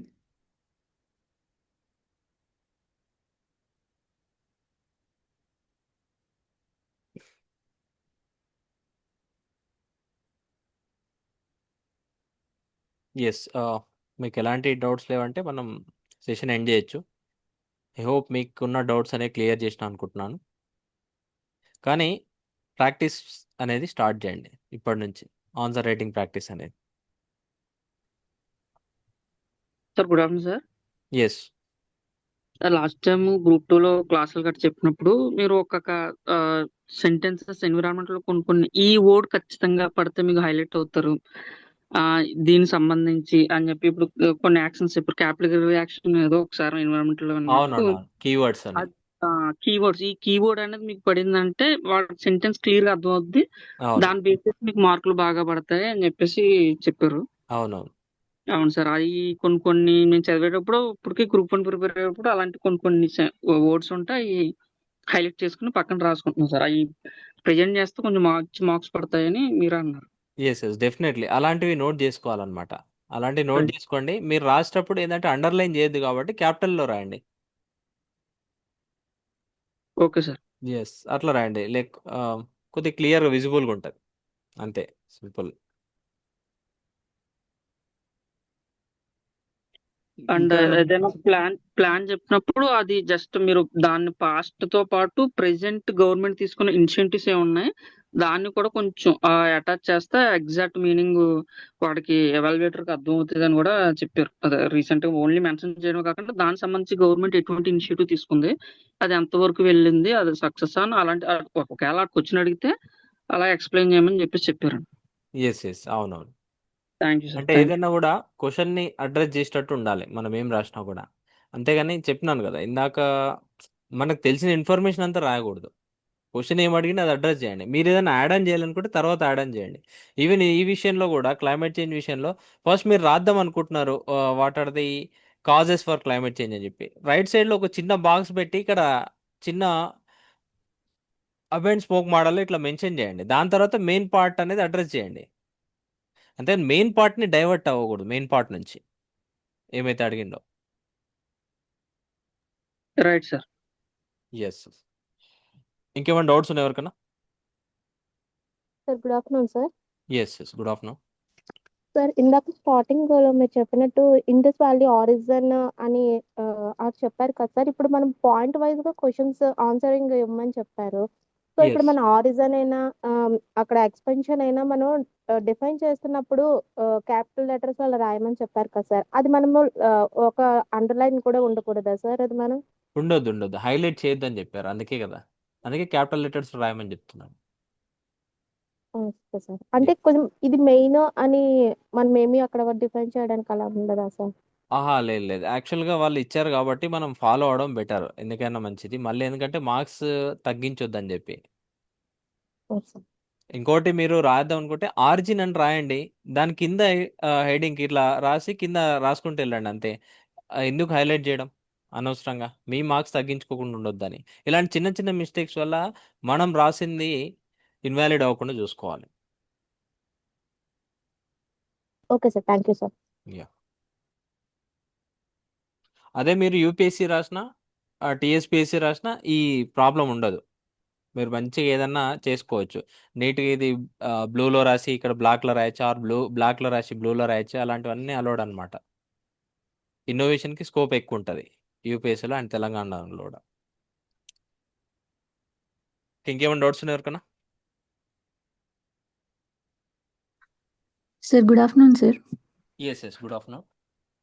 సార్ ఇప్పుడు exam both negatives and positives రాయాలి, బ్యాలెన్స్డ్ వ్యూ ఉండాలి అన్నట్టు చెప్పారు కదా సార్. ఎస్ ఫర్ ఎగ్జాంపుల్ ఇప్పుడు గవర్నమెంట్ స్కీమ్స్ ఏదైనా సరే ఇంప్లిమెంటేషన్లో కొంచెం ఫ్లాస్ ఉన్నాయి అనేది వాళ్ళని క్రిటిసైజ్ చేస్తూ రాయాలంటే కాన్షియస్గా కొంచెం ఎఫర్ట్స్ పెట్టాలి అన్నట్టు చెప్పారు కదా సార్. ఎస్ అవునవును.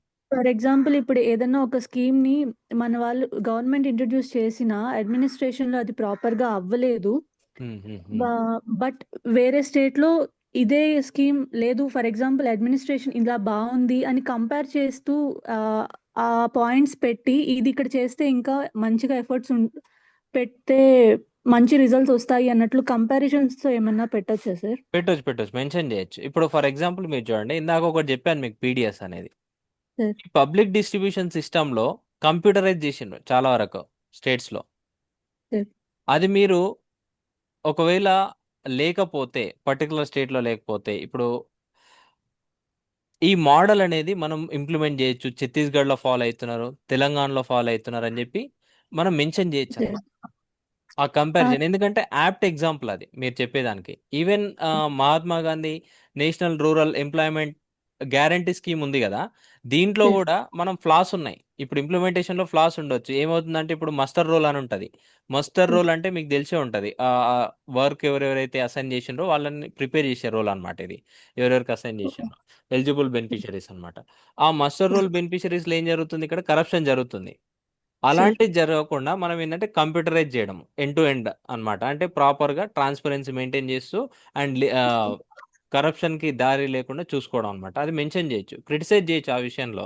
ఎందుకంటే గవర్నమెంట్ ఇక్కడ కరప్షన్ అనేది చేస్తుంది, ఫండ్స్ మిస్యూజ్ చేస్తుంది అని చెప్పి ప్రాబ్లం ఏం లేదు అక్కడ. ఏదైనా ఎగ్జాంపుల్ సో ఉందనుకున్న వేరే స్టేట్ ఫాలో అవుతుందంటే అది సార్ మనం మెన్షన్ చేయొచ్చు. ఇప్పుడు చూడండి వేరే స్టేట్స్లో ఎంజిఎన్ఆర్ఏజీఏ పర్ డే చాలా తక్కువ ఉంటుంది అక్కడ ఇచ్చేది. కానీ తెలంగాణ కానీ ఆంధ్రప్రదేశ్లో ఎక్కువ ఉందన్నమాట. అది మనం మెన్షన్ చేసుకోవచ్చు comparison. So in a good way or bad way ఏదైనా సరే మనం వేరే స్టేట్ ఎగ్జాంపుల్స్ తీసుకొని తీసుకోవచ్చు కంపారిజన్ లో పెట్టుకోవచ్చు సార్. పెట్టుకోవచ్చు ప్రాబ్లం లేదు. కాకపోతే సో సార్ మీరు షూర్గా ఉండాలి అది కరెక్టా కాదా అనేది. అది okay okay important. Yes. Okay sir thank you sir. Yeah. And even మీరు కావాలంటే ఆ, సార్ వేరే కంట్రీస్ యొక్క ఎగ్జాంపుల్ కూడా మెన్షన్ చేయొచ్చు. కాకపోతే అది పాపులర్ అయి ఉండాలి అంతే. సార్ ఓకే సార్ యాక్చువల్గా అది కూడా అడుగుదాం అనుకున్నాను సార్ లేదు ఇంటర్నేషనల్ లేదు కూడా ఏం మెన్షన్ కాదు. చేయొచ్చు అని. బట్ అది మరీ రిలేటెడ్ కాకుండా ఇంకా ఎక్కువ లేదు ఇప్పుడు ఫర్ ఇన్ఫర్మేషన్ ఎగ్జాంపుల్ ఒక రివర్ పొల్యూట్ అయింది అయిపోతుంది అనుకుందాం, ఒక సిటీ నుంచి పోతుంది. For example sir. తెలంగాణలోనే హైదరాబాద్లో మూసి రీహాబిలిటేషన్ చేద్దాం అనుకుంటున్నారు వాళ్ళు. సార్ మూసిని మొత్తం ప్రక్షాళన చేద్దాం అనుకుంటున్నారు, క్లీన్ చేద్దాం అనుకుంటున్నారు. దానికి ఎగ్జాంపుల్ మీరు ఏం రాస్తారు? ప్యారిస్లో ఒక రివర్ రీసెంట్గానే న్యూస్లో ఉంది మీరు చూస్తే. దాని వాళ్ళు ప్రాపర్గా క్లీన్ చేసిండు ఇప్పుడు. అండ్ దాంట్లో స్విమ్మింగ్ కూడా వేస్తున్నారు అనమాట. ఇప్పుడు 1920 తర్వాత ఫస్ట్ టైం జరిగింది అది. అంటే అలాంటిది మనం ఇన్కార్పొరేట్ చేస్తే ఇక్కడ సక్సెస్ అవ్వచ్చు అని చెప్పి చెప్పొచ్చు, ప్రాబ్లం ఏం లేదు. Okay okay sir yes. Thank you sir. ఇంకెవరికైనా డౌట్స్ ఉన్నాయి?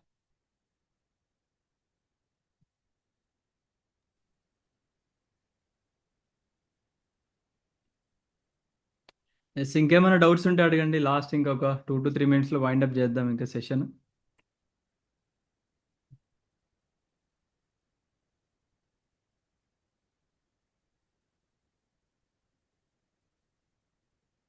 ఎస్. ఈ సెషన్ మీకు చాలా హెల్ప్ అయిందని అనుకుంటున్నాను. మీరు నేను చెప్పిన పాయింట్స్ అనేవి ఇన్కార్పొరేట్ చేసుకోండి. డెఫినెట్లీ మీరు మంచి ఆన్సర్ అనేది రాస్తారనమాట. ఒక 1 month తర్వాత రెగ్యులర్గా ప్రాక్టీస్ చేస్తే మీరు చూడండి. అయితే స్టార్టింగ్లో ఎప్పుడైనా కూడా ఎవ్వరు సరిగా రాయలేరు ఆన్సర్ అనేది, ఈవెన్ ఫస్ట్ ర్యాంకర్ అయినా లాస్ట్ ర్యాంకర్ అయినా కూడా. అయితే కొందరికి ఉంటుంది, ఎలా అంటే వాళ్ళు ఆర్ట్స్ తీసుకుని ఉండొచ్చు అనమాట. అదేంటి గ్రాడ్యుయేషన్లో మీరు చూడండి, కొందరికి అది ఉంటుంది. గ్రాడ్యుయేషన్లో ఏంటంటే ఆర్ట్స్ తీసుకున్న వాళ్ళకు అది ప్రాక్టీస్ అనేది ఉంటుంది అనమాట. వాళ్ళ ఆన్సర్స్ అలానే రాస్తున్నట్టు ఎప్పటి నుంచో, వాళ్ళకి ఈజీ ఉంటుంది. కానీ అందరికీ అది కాదు. అందుకే ప్రాక్టీస్ చేయండి అంటున్నాను ఇక్కడ ఆన్సర్ రైటింగ్ అనేది.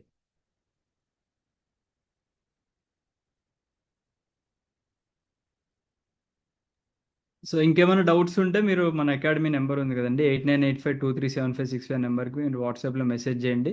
అండ్ ఈ యొక్క ఆన్సర్ రైటింగ్ సెషన్ గురించి కూడా ఆల్రెడీ చాలామంది అడిగారు. అండ్ మనం వాళ్ళందరికీ కూడా ఈ లింక్స్ పంపించాము, జాయిన్ అవుతామన్న వాళ్ళందరికీ కూడా.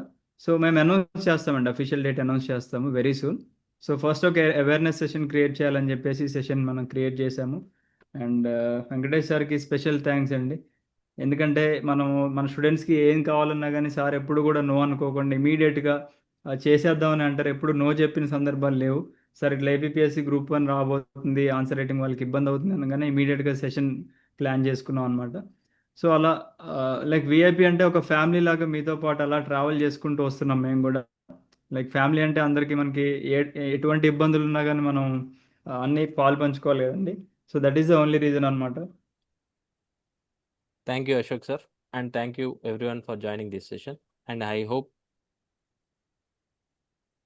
it helped you a lot. Okay, thank you everyone.